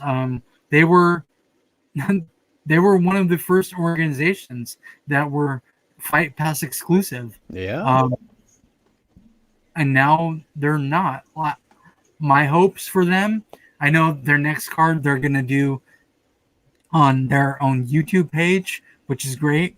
And if they go that route for the rest of the time, I'm fine with it. But they kind of deserve a home. You know, I don't know. Maybe they go to Showtime, which would be awesome for them. That would be so awesome for them to go to Showtime. Shannon Knapp and Scott Coker, they obviously have a relationship. Scott Coker, Bellator's president, Bellator is going to be on Showtime starting soon. How amazing would it be for Invicta to be on Showtime here in the United States? Yeah, no, that would be seriously cool. And, you know, I think that for a lot of people, when they saw this, they were like, uh-oh, you know, Invicta in trouble now, potentially. But I don't think that is exactly the case. Because if, you know, you follow Caitlin Young, who's still very much affiliated with Invicta, you know, fights for the promotion, was once the matchmaker, all that. She mentioned, I believe it was last night, and I got this tweet sent to me by somebody. You know, she was talking about it with Liv Parker because, you know, they were talking about the featherweight nonsense and all that because they're both featherweights. And Caitlin, they mentioned this happening, and Caitlin said, no, this was in the best interest of both parties. She made it sound like, oh no, much better things are in the works for Invicta, like a much better platform, which, you know, as you mentioned that right there, maybe that's it. We will see. But yeah, no, she sounded, what she was saying was that things are only looking up. So that is very exciting to hear. And the complete opposite of maybe what some feared initially. And, you know. Yeah, I mean, I think like the initial feeling toward it is like a gasp, like, oh, what's going to happen with Invicta? They're done. Are they done? Are they going to fold? No, dude, they're not going to fold. Maybe they're not going to be the feeder anymore for the UFC. I hope that's the case. Right. We've seen it enough of the feeding to the UFC. Let's feed the Bellator at this point. Go and work with Ryzen or whomever else. Stop feeding the UFC. That's a good point. Now that you mention the Ryzen connection, because of Yes. Bellator and how Invicta has already worked with Ryzen. We've seen it with Yes. Zapatella. We've seen it with Yes. Jin, and If you they know, can all three work together, build cards together, dude, how amazing would that be for MMA in general? yeah, For Ryzen, for Bellator, and for Invicta. How amazing would it be for these three great organizations, fight promotions, to work together instead of being the lone wolf like the UFC? No, work together, build fights, build up storylines between your champions. Alicia Zapatella has been saying she wants to fight the best atomweights in the world. The best atomweights in the world are in Ryzen right now. yep, yep. Yeah, and I don't know if it's a little bit of an inside scoop ski, but of course, Ryzen is definitely interested in having her back for them. Why would Again, why now wouldn't as they be? champion. Why Yeah, wouldn't they be? Now that she's a champion, especially. You saw what they did with Horiguchi and Caldwell. Dude, they yep. threw Horiguchi to Bellator. And it worked out famously for Ryzen. Why wouldn't they want Alicia Zapatella to come in and see if she can beat their champions? If she can't, then I mean she's not the best. If she can, then she's the best. Yep. It works Yep. out for everybody. Yep. And as James throws in here, good to see you, James. From you were in the SCMP chat the other day, sir. Nice to see you hopping over. Appreciate it greatly. Asking, could Bellator, Ryzen, and Invicta work together? I'm down for high-profile, all-female cards. Well, I yeah. think they can. Like I was saying, they kind of have already a little bit, and Yeah. maybe not all in one thing, but we've seen it between all of them. We've seen it. We haven't seen a super card featuring Invicta also in this mix, like Bellator and Ryzen, which Yeah. kind of like you're hinting at here, James. But yeah, no, we've seen them all going back and forth in certain directions before. But yeah, maybe now there could be that opportunity to do something, real big, which would be awesome to see. Some kind of mixed super card between all women from all promotions. That would be seriously awesome. And yeah, there's definitely potential for that. And you pointed out here, James, as well, Invicta to TNT like one. I think that's a great segue as we get into the next one, which is very exciting here. And I see why you're saying it, because there is an Invicta fighter featured in this one news. So take it away, Steve. Yeah, so one announced an 8-women atomweight Grand Prix for May 28th. It features great fighters, such amazing fights that we're going to see. Tournaments again, another tournament. We have Bellator tournament. We have Ryzen tournament. We have one tournament now.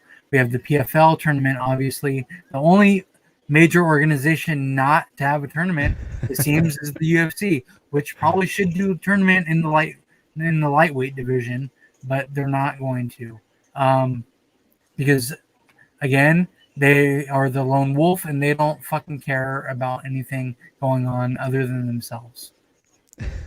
Yep. And that's like everybody's doing it, so that's why we're not gonna do it. That's exactly why we're not going to do it, is because fucking everybody else is doing it. Yeah. Even though tournaments are the greatest thing to happen in MMA. I mean, look what Pride gave us. Yeah. Yeah, exactly. Good old throwback. I mean, just tournaments were literally the foundation of this entire sport. So, Literally the foundation of the sport. and most, sports in general Yeah. really have tournament formats. So, Yeah. it is Dude, funny. It is very so funny. Jimmy said, shout out to Elise Anderson. I found out about her during UFC 248 while she was training with Whaley. Yeah, Elise is a monster. I really do hope that she does well in this tournament. And this is all leading up to Angela Lee. Yeah. Yep. Winner gets the title shot. That is what this is all about. Yep. Man, it is so good. They did a very good job here to read off the names. Of course, we got Miss Mengbo right there representing China. So Hee Ham, the greatest atomweight, Yeah. the best 105er. Arguably, of course, Ayaka and her are the tippy top right there. So Hee Ham making her move to one, but So Hee Ham one of the best atomweights ever as well. The best Korean fighter ever in, I think a lot of people's opinions. Stamp is in it. A Rasohinia, lot of who stamps in this. just I just mean, beat her. we knew So that stamp would be in it, we but called it. You yeah, know that they have to do the rematch now in the first round. So yes, it's going to happen. That rematch is going to happen in the yeah, first good round. good for It's, Rasohinia to get on in that yeah, way. Then Ali Sanderson, of course. Itsuke Hirata, who we mentioned earlier after getting that win this past weekend. That's pretty much what they were waiting for, obviously. yeah. So, and then Ritu Fogat, who we talked about her last two fights where Wrestling, she's had baby. recently. Yeah, she's probably dark horse, I would say, could be Dude, there. I mean, her wrestling can take her all the way to the fucking to the tournament champion. yeah, man. And Denise Zamboanga, who's also a monster out of the Philippines, 7-0. This is gonna be very, very fun. Um, I'm very excited for it. I've seen Yeah, people mention the the omission of Vivime Yamaguchi, who, yes, that is a pretty solid omission, but I believe this is just my speculation. And look, if we can just look at the poster here for a second, I think that they did not want to have multiple representatives from like one country. So Itsuke's got Japan, yeah, representing here. And of course, Yamaguchi is also from Japan. And then at the same time, Yamaguchi's already lost to Angela twice. And imagine if she won this. It'd be like, that would be that would suck from a like fresh matchup standpoint, but you couldn't argue that she should get the title shot if she was to win through it. So you're like, I see both sides to people going to bat for Yamaguchi, and then even Lei Hin Kui, I believe I might be getting the name wrong there, but the other Chinese fighter in one's division aside from Mengbo, who Mengbo could very well win all of this. She is fantastic. This just tournament is amazing, and but Steve, if we have to look at the favorite in this, it's got to be Sohee Ham, isn't it? oh yeah, I mean, 100%. she's got all the experience. 100%. She's better than ever right now. Yeah, But but again, it's a tournament, so anything can happen. yeah, and then of course this is at 115 pounds. Of course, Yes, one's atomweight division is 115 pounds, and so Ham has had success in her career fighting at 115 pounds in the past. Not so much in the UFC, unfortunately, as we saw, but I think that she did better in that run than people give her credit for. If you watch those performances actually, and probably should have got the nod in a couple of those that she did not. She's just better. She's just much better at atom weight. But yeah, there's been plenty of time since there. And there you go, James. Thank you, Lin Hei Queen. Or, I'm probably saying it wrong. I should know my Chinese names by now, but always a work in progress. Either way, thank you, James, for pointing her out. Maybe she can fight Yamaguchi in the meantime, get a reserve spot, what have you. Um, but yeah, I'm very much looking forward to this. I think Ham probably has to be the favorite. And then as for the dark horse, if we're going to make those picks, probably. Oh man, it's tough. If you're going to do a dark horse pick, I think it's got to be between probably Fogut, Anderson, and Anderson. Hirata. These three in the bottom left right there. Yeah. But Well, any of them actually. Any of the bottom ones. I think those are the. I think those are the dark horses yeah. in the Well, tournament. Rasohinia, she's she would be the dark horse if we had faith in her being able to pull off that Hail Mary again, but she probably won't in the rematch. Yeah, I don't think that she would. I think that she's just there because of where she's from and stuff. Well, she wouldn't have got into this if she lost a stamp. Right. So Yeah, that's literally the only reason why she's there. yeah. So yeah, she kind of threw a wrench into stealing a spot from the Yamaguchis or the Lin, we'll just say Lin plans there that one might have had. But again, I do circle back to them maybe doing this whole international Mhm. theme where one from each I think so. country divide and conquer type of Yeah, thing. I think that's what they're doing. I mean, they're literally calling it the World Grand Prix.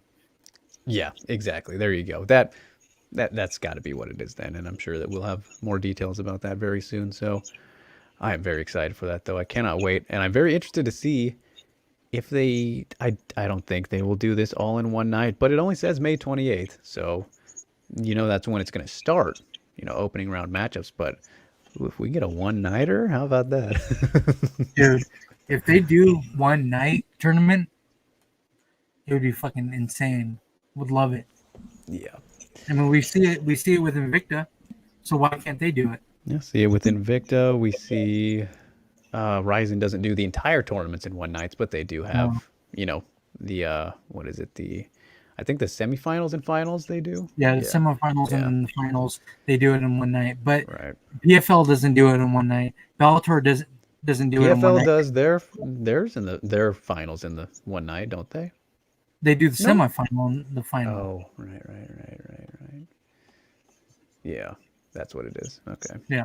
So yeah, Invicta with the Phoenix series is the only one these days doing the one Yeah. nighters. Invicta's the MMA promotion that's doing the one night Yep. So tournaments with the Phoenix Rising series. And we've only had two of them. 3. Oh, three. Yeah, Yeah. three. Yep. So that is awesome stuff. Glad that we finally got that made. If it was gonna happen, this is perfect timing since Angela should have her baby in that Yeah, month, probably. it should be like soon, right? Yeah, she just did an interview yesterday with Nick at SCMP, as we give a shout to him. And she did say, yeah, due in 2 months, I believe. So Yeah. kind of lines up pretty well. Yeah. So Well, I mean, she's she's gonna have a baby in 2 months, and then she's gonna have to do her mom duties for a while. She's not gonna be she's not gonna be fighting for a while. yeah, So yeah, exactly. So maybe at the perfect end of the timing. year. Yeah. So Jimmy coming in here with a question about the tournament. Before we move on, let me pull the picture back up just for everybody. He's asking, who does Meng Bo fight in the first round? I love talking about Meng Bo. You guys, shameless plug. Spoke with her recently. She is awesome. Check that out on mymanews.com/my YouTube channel, youtube.com/Drake Riggs. It is over there. Go check it out. Who does she fight in the first round? Well, we already know one matchup, which is, of course, Rasohinia and Fairtex 2. Yeah. Man, I could see them I could kind of see the matchups here, right in this picture, where it's Bo versus Standing Holm, next and to each other. Yeah. yeah, because Meng Bo right now is ranked number 2 in the one rankings. And then Zamboanga, I believe, is number 1. I'd have to pull him up, but I don't know. I think that, yeah, I could see it laid out all like this. Maybe, I don't know, maybe not Anderson versus Hirata in the first round. I don't know, man. That's a very good question, Jimmy. Yeah, we don't know yet what that tournament looks like. Yeah, it could be. I could see him doing. Oh, okay. Well, let's see. If they are to go by, if they're to go by the rankings and what have you, then Mengbo would fight as number 2. She would fight whoever is the second lowest, right? If we're gonna go by seedings, but Ham isn't ranked, so I have no idea, man. I have no idea. No clue. Too complicated right now, but you can't go wrong with really any of those. So Yeah, I mean, I'll take any matchup, to be honest. I'm good yeah, with any of them. It's a tournament. I'm fine yeah. with it. The best are fighting each other anyway, so All right.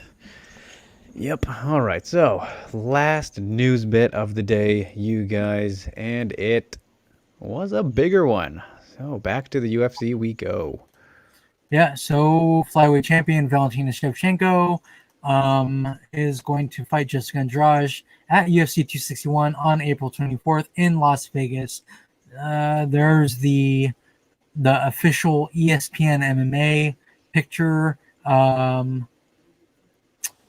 We haven't seen the fight poster yet for UFC 261. The UFC, it's not close enough for them to put out an actual fight poster, but we're hoping that Whaley and Rose Namajunas are on this card as well.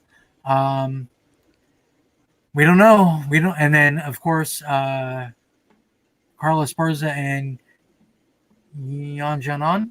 Right. Yep. Um, yeah. So those would be three fantastic Oof, that'd be fights, so great. flyweight fights. Fucking man, dude. Please let it happen, MMA Yeah, gods. like Let it happen that way.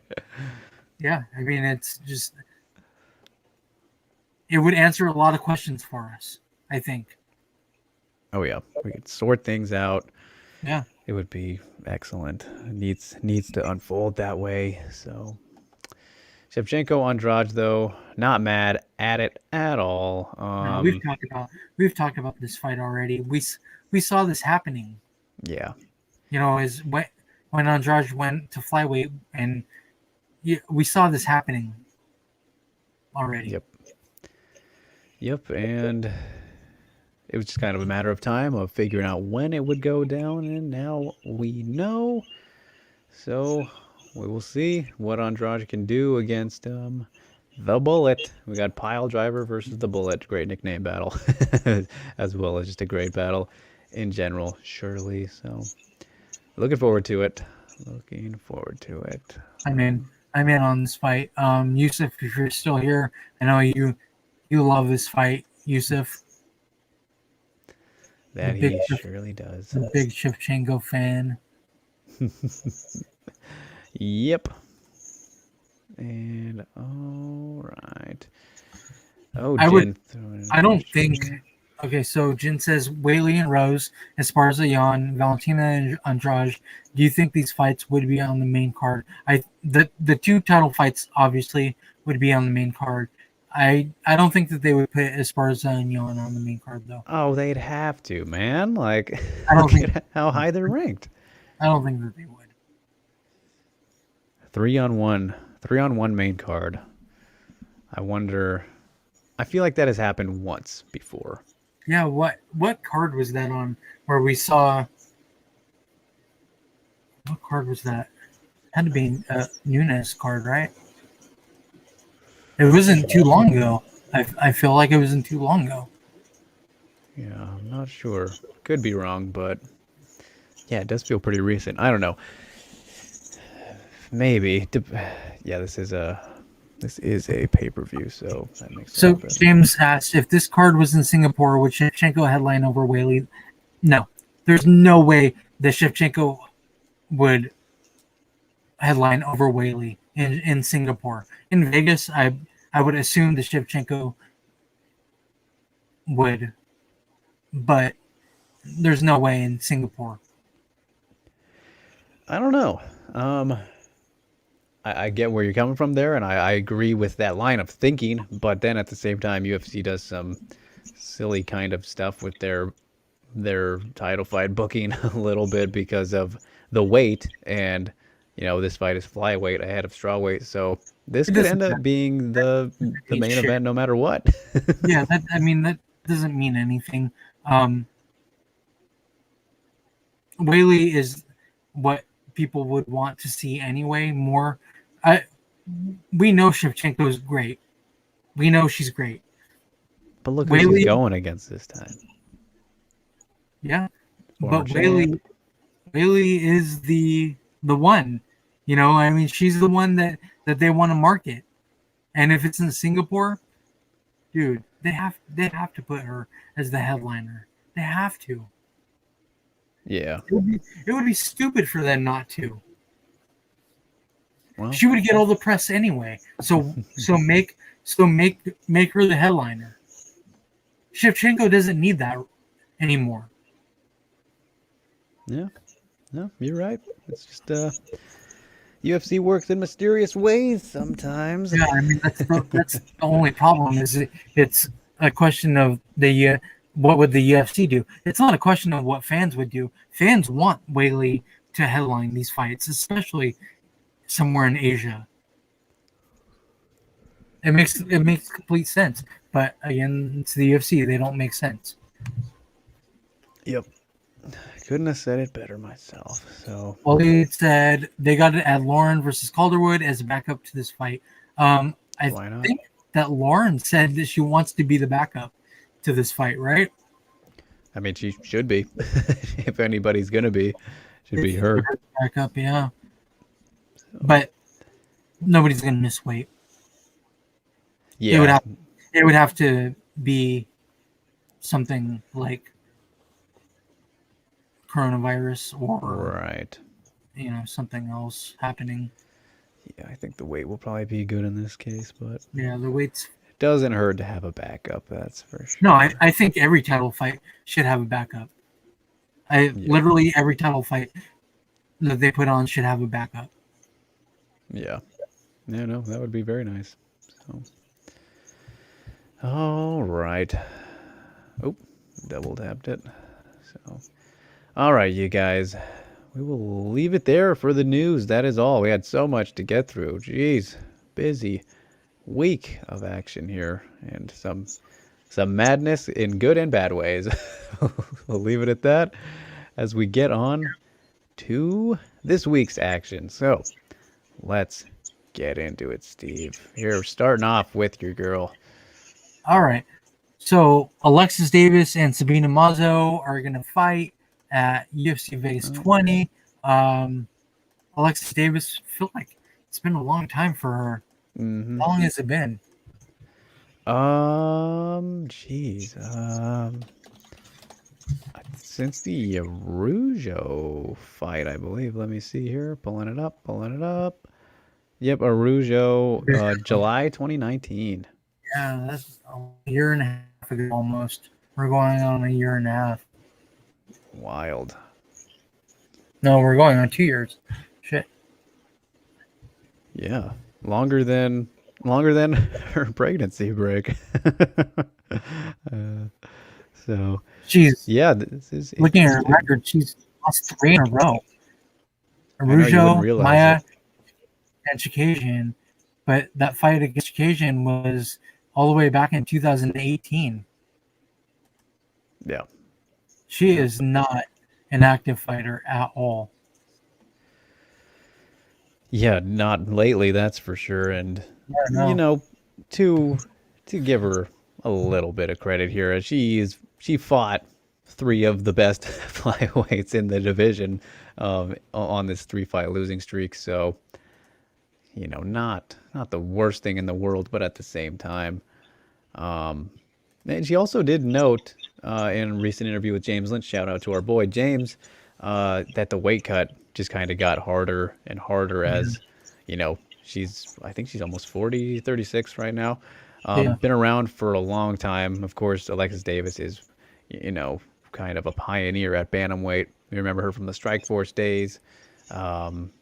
Building her resume at the start with the UFC coming in from when things were absorbed, and also fought in Invicta as well. So Alexis Davis has been around the block a bit, and now she's got a prospect in front of her, the Colombian Queen, as we touched on earlier, at bantamweight. So they're going up together. They're both going up to bantamweight, back to bantamweight for Alexis Davis. Sabina Mazo not cutting weight this time around, at least not the same amount as normal.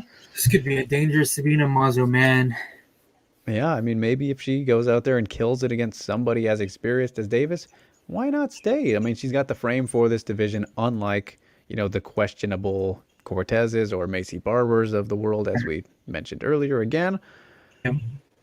But yeah, this is I see the the problems in the matchup for both of these fighters, for each other. And as James mentions in the comments here, not a good comeback fight for Alexis Davis. And It's a tough one.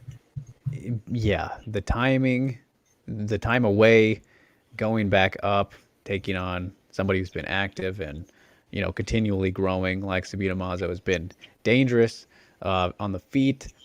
Um, Yeah, those it's head kicks, those head kicks are fucking vicious, dude. those head kicks though. Her Muay Thai, her clinching is fucking beautiful when she's putting it on girls. It's fucking Yeah. beautiful, dude. She works hard, man. So the key here, I feel, is pretty. It's pretty striker. It should be striker versus grappler heavy. Not to say that Alexis Davis cannot, hang, because in the past, of course, the younger, more youthful version of Alexis Davis had fairly underrated boxing. Like, was in some pretty good scraps on the feet. But she is a BJJ black belt and is very slept on. People always forget about how good her grappling is, and we see it whenever she goes to the ground. So Yeah. in this matchup here, uh, Mazo's going to want to avoid that with her long limbs and the ability to get caught. All that, someone as much of a veteran as Alexis Davis can lock in things where the younger fighter will have no idea what is even going on. But then on the feet, I think Mazo, with the range, her diversity in strikes, she should have a pretty solid edge, especially with Davis coming off of this layoff. So if Davis can't get it to the ground, she's probably going to be in some trouble for the most part. She's a wrestler, though. Yeah, I mean, I think she will maybe hit a takedown, but it just depends on if she can keep it down. Yeah. Mazo hasn't really been forced to tackle an opponent like this, in all No. areas when it comes to experience, the grappling ability. It's a very good test for both of them at this stage in their careers. I really, the more I think about it, I really like the matchmaking that UFC put together here. And Muzzle's not bad on the ground, though. Like when she is on the ground, she's actually pretty damn good. yeah, no, you're totally right there. But it's just, again, there are levels to it, and Alexis Davis No, gets I really agree. slept on there in that Yeah, area. And you know as much as well as anybody how much I love the wrestlers. yes, yeah, Alexis Davis is a pure female wrestler. Dude, she's a monster when she's on. It's just what will she be able to do against Sabina Mazo, keeping that length? You know, yeah, exactly. will she be able to go in on Mazo and take her down? Go for a single leg or a double leg and take her down and be on top. Will she be able to do that? We don't know. We don't know what's going to happen with Mazo. Um, her game plan, Mazo's game plan, should be to keep length away from Davis Right. and not let Davis come in on her. If if Davis shoots, then I mean it could be trouble for Mazo. But if Mazo keeps it standing, if Mazo goes in and out quickly, if Mazo works the body kicks and works the Muay Thai and stuff, clinches up against the cage, throws elbows, it could be a very bad night for Alexis Davis. And mind you, Alexis Davis is still ranked number 11 in the flyweight division. Still. What? Is she really? Yeah. Dude, she That's is so ranked. funny. Alexis Davis is ranked right below Alexa Grasso. Oh, she is. Wow. That's amazing. That's really incredible. 3-fight losing streak and hasn't fought And since yeah, summer not active at all. 2019. We're going on 2 years, and she's still ranked. And I mean, the UFC rankings are crap. We talk about this all the time. They're crap. They don't know what the fuck they're doing. But we don't know who the rankers are. But this could be a really good matchup for Davis if she goes for for the takedown. If she's Yeah. able to. If she's able to. I don't know. I think that Mazo will probably keep her distance and fucking and work. Yeah, no, I'm much more inclined to believe that as well. I think that the speed and length advantages for Mazo will be the really big key to this one. And it's funny because if there's to be kind of any, you, somebody like Alexis Davis is never out of a fight because of how experienced she is and the skill set she possesses. Like, Yeah. if you want to go back, a bit, of course, 6 years ago.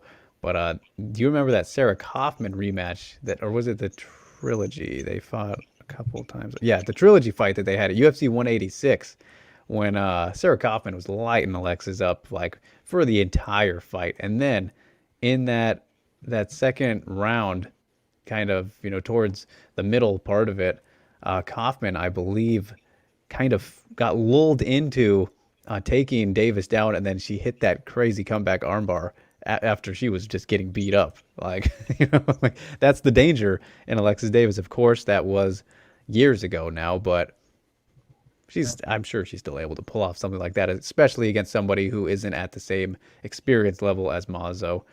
No, as herself, on the ground and just as a fighter overall. But ultimately, as we've outlined, I think that the speed and length will be the big keys to victory here for Mazo. I think she will utilize them and pepper her way to potentially a finish or a decision. But I'm going to go official prediction at bantamweight. I think she'll be a bit more powerful as well. Yes, give it to me, Drake. Give it to me. She's getting that TKO in round 3. Oh yeah, Sabina Mazo. Yes, It's going to be a coming out party. I love it. I love coming out parties. What's yours? What do you got? Yeah, I think she's gonna finish this girl. She's hungry, man. She's vicious. She's hungry. I think that she's been training with Cyborg too. Let's note that. She has been training with Cyborg. Crazy, dude. Like, oh man. Yes, Sabina Mazo is gonna finish round number 2. All right, I like it. It's gonna be interesting. I'm very intrigued about this. All the big differences in both of these fighters. So, all right. Yes. 1 down. Love that fight. Loves to be. All right, to the one that was put together late here now. Going to strawweight. Crazy, man. So the girl who just doesn't take no for an answer. Like she'll always say yes to fights. Angela Hill is fighting Ashley Yoder on what, a couple day notice? I think this was announced on Saturday. I think. So a week. Yeah. So initially, I didn't like this at all, and I still, as a matchup, I don't really like it. But of course, I can't be too mad because of how late it all came together and all that. Because what was the Torres rematch supposed to be on this one? Right? Is that what it was? Or it was supposed to be the last week, and then bumped it to have Hill still fighting. That rematch was supposed to happen here around this time, right? And then Ashley Yoder coming in here now, unranked Ashley Yoder, fresh off of that Miranda Granger win that snapped her 2-fight losing streak. A solid win, but nothing too crazy. More disappointing in Granger to let that one go a bit, as we talked about when that happened. And Angela Hill, on paper, should definitely win this fight, and I bet she probably will win this fight, but stylistically it's a little bit tougher than it probably should be, because as we touch on with Ashley Yoder every time, she's kind of become one of those fighters who just always makes it a fight and always makes it more competitive than it should be, or she shows up a little bit better than expected. You know what I'm saying? Like, she's weird in that way where she's just always in your face, forcing the action, and that as an end result makes fights a lot closer than maybe they should have been. We look back at the Amanda Cooper fight, the Mackenzie Dern fight, the Randa fight, even the Souza fight, a lot of her last so many fights. And I actually did forget, now that I'm looking at her record, that this is a rematch. I totally forgot about them fighting back in 2017, but the fact that I forgot that fight a little bit kind of just goes to show what I'm saying about how it was probably pretty similar to that. even though I do remember, you know, Hill keeping the range in that one. And that was, of course, before Angela Hill made these big improvements she has made since then. But yeah, Ashley Yoder is continuing to look, better incrementally, small improvements here and there, enough to keep her same strategy of grinding out opponents and making things ugly. But I don't know. We'll see if she has changed enough since that first fight. And, Angie has clearly continually improved. She's But always improving every fight. yeah, so I mean, you can say that she won her last two fights, even though they were losses against Gedalia and Watterson.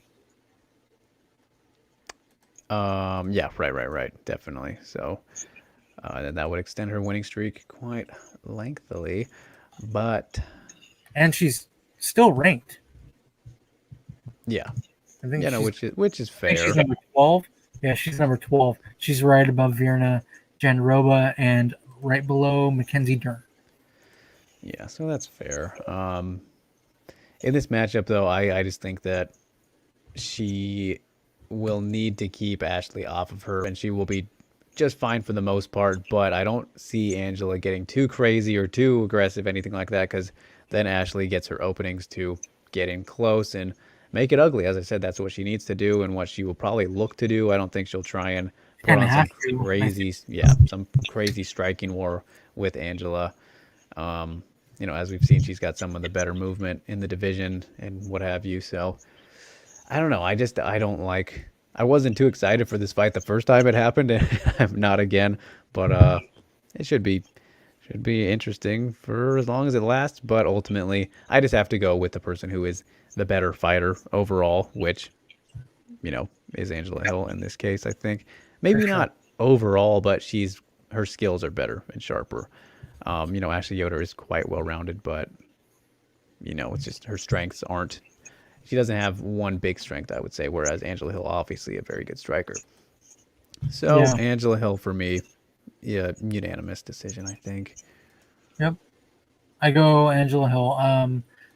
I just like you said, I think that she's the better fighter, the better overall fighter. I mean, she is ranked for a reason. She takes fights on late notice, whenever, wherever. She doesn't care who her opponent is. She just wants to fight at this point. Um, and then, so James asked a question. He Yes, he said, did do "Does that. Angela Hill ever fight for a title?" Because she already called out Whaley on a recent interview. I don't think that she does. Yeah. I think that she had her chance with Michelle Watterson to kind of skyrocket after that, keep going. But she got the shit end of the stick on that fight. Um, to some people, I'm not saying that I think that, but I do think that. But But I'm saying it.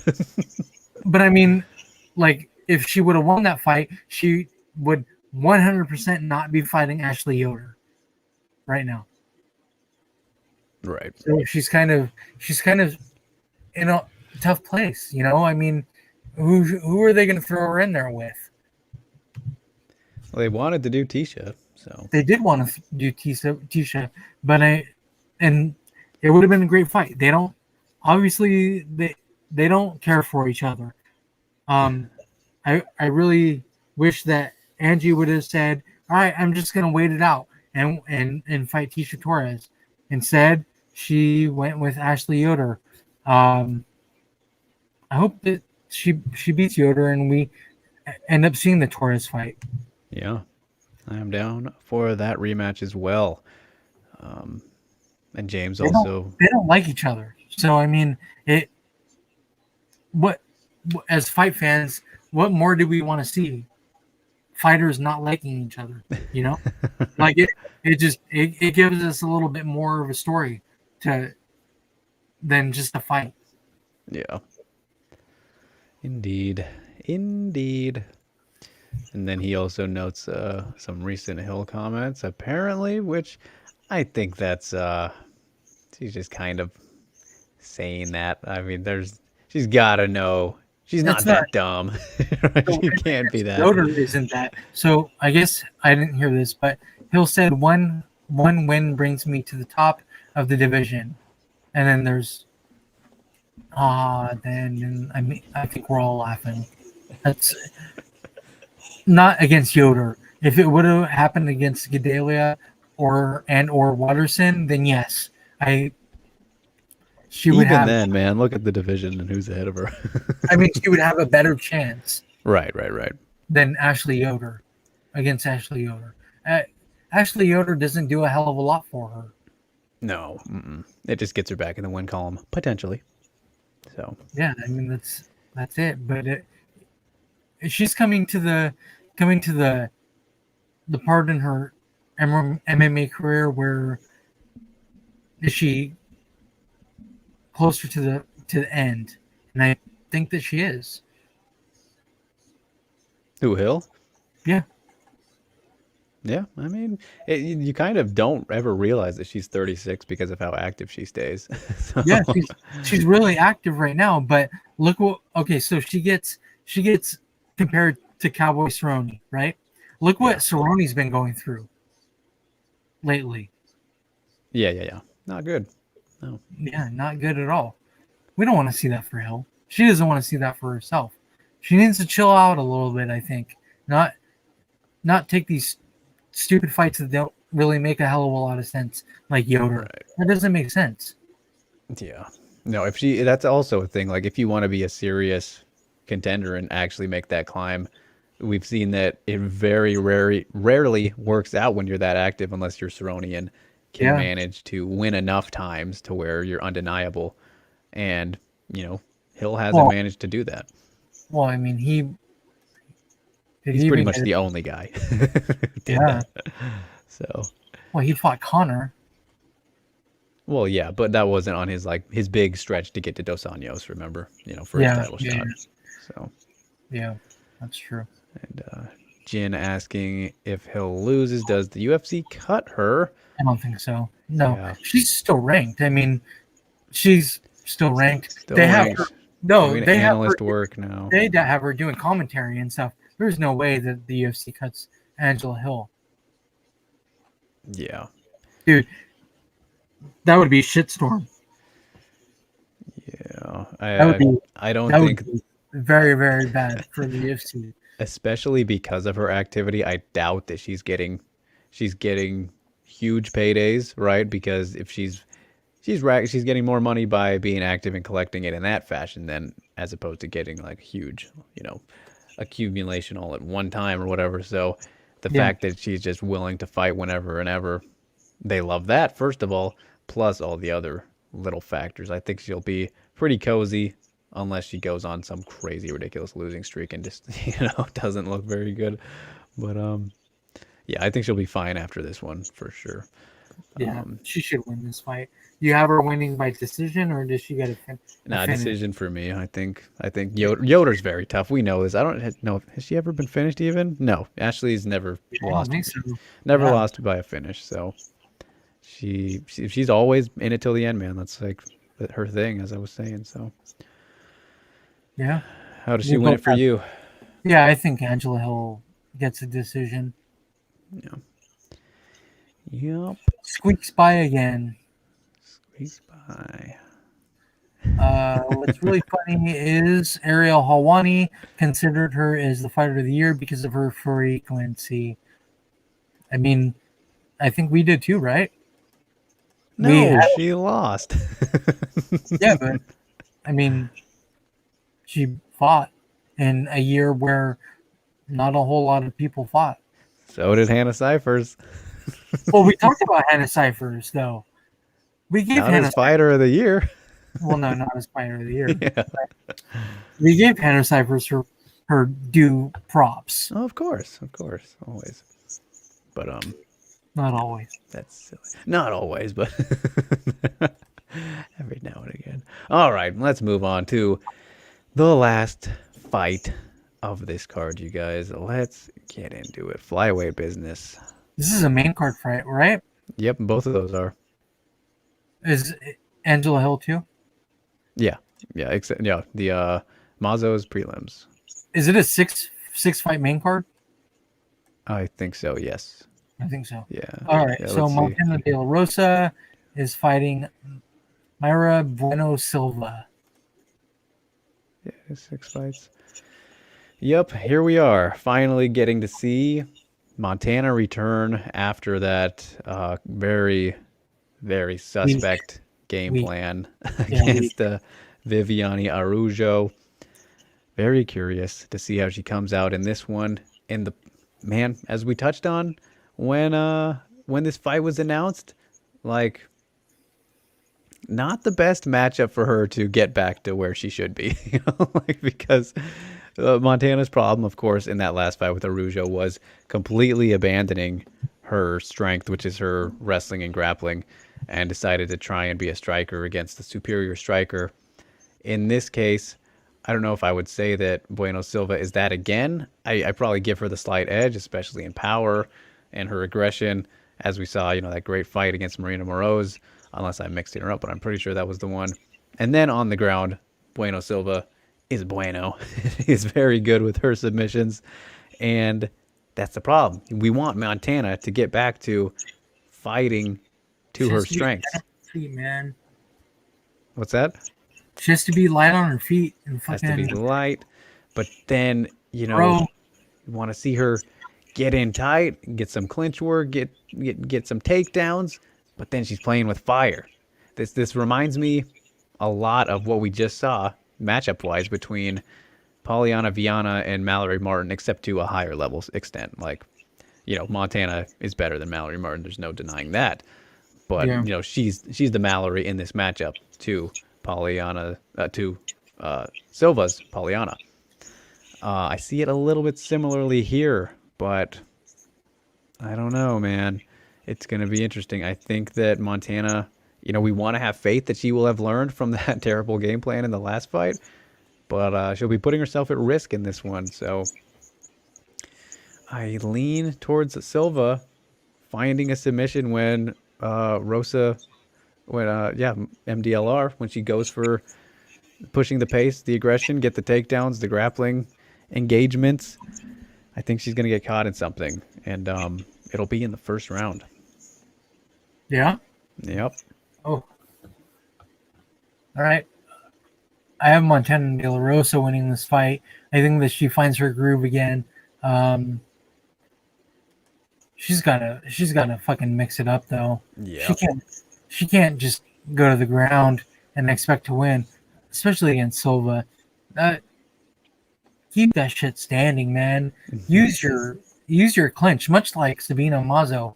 Use your length, use your clinch, use your striking. Stick to that game plan that got you in the eyes of everybody, as an up and comer, as a fighter to watch. Go back to that game plan and not the game plan of going to the ground. That's not the fight. That's not your fight. Yeah. She might be decent on the ground, but she's much better on her feet. So much better on her feet. She's fucking vicious, dude. She's mean when she's striking. Like, be mean. Can be. Definitely can be. Will need to be. Chiming in here is James. It all depends how quickly it goes to the ground. If Silva gets dominant position in the 3-minute mark, it might be over. So, yeah, I mean, that's... If she gets taken down, it could be a wrap pretty quickly. But Montana just can't let that happen. Yeah. I'm just afraid she's going to take it there. That's the thing. I know, about this one. Well, it's because of what we've seen. What we've seen lately from her. That last fight specifically was just so mind-boggling. That poor fight IQ was. That game plan was just bad. It was just so incredibly not. And I remember us talking about it. The recap, and we were both just like didn't understand like why that happened. Why we were watching what we saw. You know, like why? Why would you think that you're better on the ground than you're on the feet when you're really good on the feet? But the problem with Rosa's striking is it's not well thought out. Yeah, she's kind of just fucking hammers, man. Yeah. And a lot of wild kind of Wild, hooks dude. and Yeah, haymakers in that yeah, last fight. she's like Macy Barber in that third round. Right. Yeah. For the whole fight, you know, Rock on a rope. a whole package, a whole 3-round fight for Silva in that way. Yeah. Lack of feints and just picking and choosing what she likes to do instead of looking for openings. Yep. Yeah. Well put. But you're still believing in her, so how'll she get it done? I do. I do. I can't not go with her. I don't think that she gets the finish. I hope that she does. But I don't think that she does. Silva's tough. She's hard to beat. I think it's a decision. Yep. It's gonna be a good one. That's probably I mean the first fight that we talked about is very intriguing. I was gonna say this is the most intriguing one out of the bunch, but it's between those two for me, definitely. I think Alexis Davis and Sabina Mazo is the most intriguing fight. Yeah. I'm not at all really intrigued by Angela Hill and the other. I mean, I think it will be a decent fight because Hill is fun, you know, but it's out of the three. That's 3. Yep, exactly. Couldn't agree For more. me, Sabina Mazo and Alexis Davis is the better fight out of the 3. The most intriguing, like what can happen next. Yeah. And just all the elements about the fighters themselves too. Yeah. Where they're at in their careers, like Yeah, so I saw a question. I don't remember who it was from. Asking, might have missed one of James. Why doesn't Sabina get any hype like Hebus? I think that it's because she doesn't go to the camera and do cute things. Like Sabina's an attractive girl, but she's not like the cute ha ha ha type, like Hebus is. Plus, Hebus came out fucking and mauled a couple girls. Yeah, her performances were a lot different. Right. Yeah. So Sabina might be the better fighter out of the two, but Hebus gets the hype because of her attitude and what we've seen from her so far. But in the end, Sabina might be the better fighter at the very end of the conversation when it's all said and done. Their careers are done. Sabina might be the better fighter because, like we said at the very beginning of the show, 3 hours ago almost, we talked about Sabina Mazo, her where she can go. I see her being a champion. I mean, I've been high on Sabina Mazo for a very long time. I see her being a champion. I don't see Hebus being a champion. Like, I like her. I like how she fights. I just don't see her being a champion. When you look at the UFC hype machine and how it kind of works with these fighters who get clear pushes, get clearly fast-tracked, like Macy Barber, like Amanda Hebus, who Hebus more well-earned than Barber, that's for sure.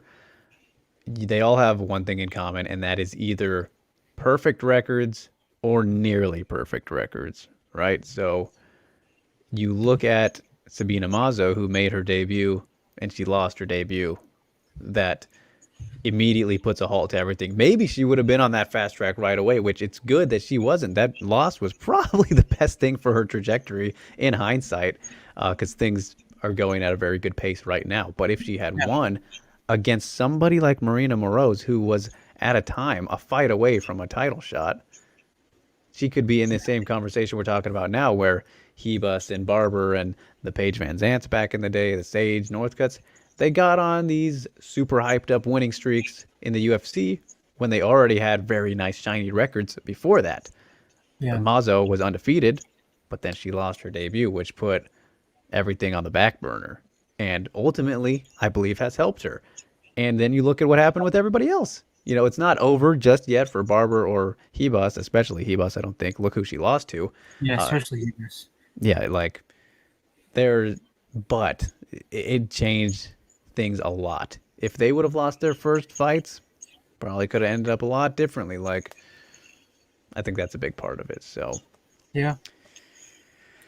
So James said, but Sabina's skills are way better.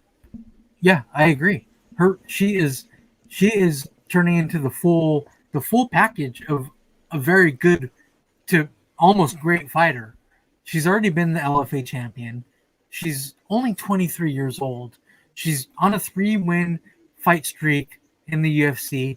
Not at 23 years old. What more can you ask for at this point?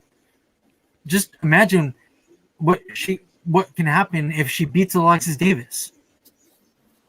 yeah, former title challenger, Yeah. OG of I mean, the dude, sport, really. she's fought everybody. Alexis Davis has beat Amanda Nunes, for God's sake.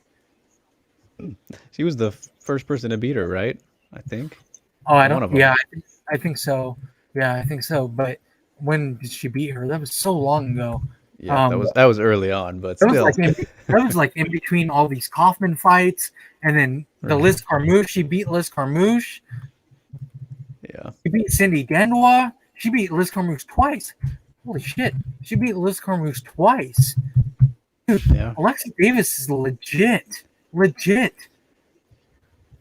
I really don't think she should have won that rematch, but yes, she did get the win. Liz Yeah, Carmouche she's won. That was yeah, a split yeah, decision. Yeah. yeah. She's fought everybody though. That's the point. Dude, she fights everybody. I mean, she can say I beat the greatest women's fighter ever. Like, Yeah. she can retire right now and say I beat Amanda Nunes, the best fighter, the best female fighter ever. I'm fine with my career. Yeah. Very true. Very true. So it's gonna be interesting, but all right, James, leaving us here with potentially last question of the night here.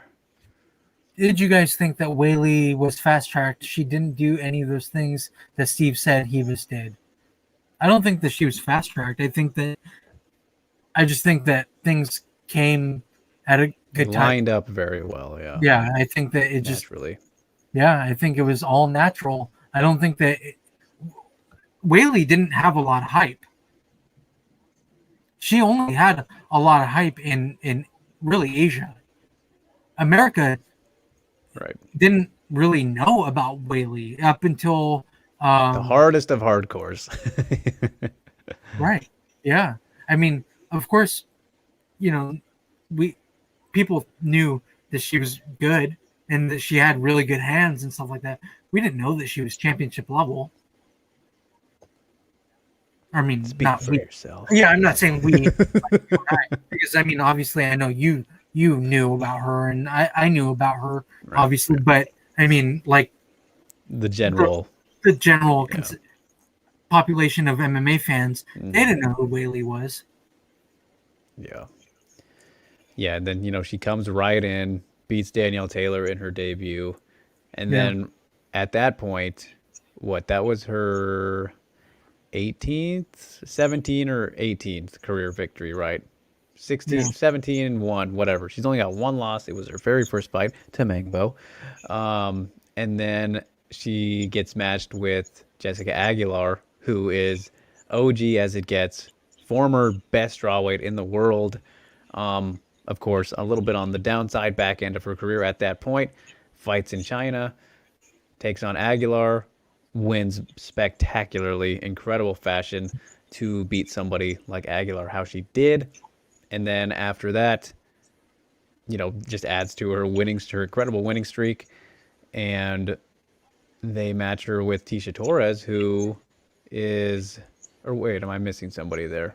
I think I'm missing somebody in between. I think I am. Let me see. I want to be sure because the timeline is very important. No, I think that's. Let's see. I got it right here. Oh, I was right. I was right. I know what I'm talking about sometimes. Yeah, she gets Tisha, who at the time was around 10ish, I believe, at the time, which was very reasonable considering what Whaley was doing. Why not give her a shot, especially after that Aguilar performance? Beats Tisha very impressively. And then the UFC books another China show, and Jessica Andrade needs somebody to defend against. She's looking to, Yeah. defend that belt. Whaley gets the number 6 spot in the rankings. Of course, 6 seems a little low, but you look at everything else that was happening at the time, seemed all right. You could argue that fast track in that sense, but at the time, she was still rolling. She was still looking great, and obviously, it worked out, which makes you, it's justified considering how she proved that she was right to be in those spots. So, um, in a literal sense, you could probably still call it a fast track because she only had 3 UFC fights, 3 wins before getting a title shot. But when you really break it down further, it's all good. There's no harm, no foul in her situation, and more Yeah, I mean, natural, I think, than anything. I So yeah, I don't think that she's not getting hate from fans at all. nah, It would be if it was any like Habib. Habib gets fucking hate, dude, for retiring, not retiring, or whatever. But a lot of it is the UFC's fault. yeah, Um, Dana. whereas, yeah, exactly. Whereas Wei it's nothing's really her fault that's going on. So I say MMA fans are dumb a lot, but I think they're they figured out how not to be dumb with Whaley. We're not seeing a lot of hate with Whaley. I like that, Yeah, because she doesn't really deserve it. It would be really shitty to hear and to see MMA fans go in on her. yeah, as they normally would. They would. As they That's what I'm normally saying. would. That's what I'm saying is I'm surprised. I'm pleasantly surprised that they're not, Right. because MMA fans are ruthless, dude. When it comes to champions not fighting, Yeah, yeah, they are. That's for sure. So. they want they want vacate right now. They want a belt vacated today. Yeah. They were doing that with Henry Cejudo. Right. But, all right. I think that is a good point to finish things up. Appreciate you guys so much for hanging around and tolerating us for as long as we've gone on today. One of our longest shows probably ever. There was a whole lot to get to, so We went appreciate. for a long time this time around. We've Yeah, gone for a while. We've gone a long while before, but not for a long time. Recently, we yeah, haven't. yeah. That 2.5 mark is something of a beast. But of course, you guys, for those who are new and for those who hang around already, and a little bit of a friendly reminder, don't forget to follow us, like, share, subscribe to the video, to the channel, all that good stuff. Follow us at Drake Riggs _, at Steve K _MMA, at the Scrap News. Do all that good stuff. Hit the notification bell. I probably said that already. I'm losing my mind now at this point after all the time we've spent on stream. But yeah, appreciate you all greatly. Steve just left for some random reason. I don't know why. We weren't done yet, Steve. We're not completely done. You got to get your plugs in, man. All right, I guess I will get in mine then while we wait for him. He's just bailing out on you guys. How could he do such a thing? What do I have going on in this wacky world at the moment, you guys? Well, let's see. I recently spoke with Alexa Grasso, of course, top 10 ranked UFC flyweight now, excuse me. That will be coming out tomorrow. Good stuff with her, of course, catching up after the Macy Barber win. Will be dropping on myMMAnews.com. You can find it there. You can find it on my Twitter at @DrakeRiggs_, as I said already, right there on the bottom of the screen. Look forward to that. Then, working on plenty of other stuff. Very exhausting. Doing some top five lists for each women's division, excluding lightweight. We're not going to count that one. Top fives of the greatest fights in each division. That will be for Fansided. And a little bit of a series coming out over the course of the coming weeks. A little bit delayed on it, but there he is. And aside from that, Broaden Horizon, episode 7. Production is underway, you guys. We are halfway through with it. It will be coming soon to you for your viewing pleasure. Very excited to get this one out, get things rolling for 2021 on the Broaden Horizon scene.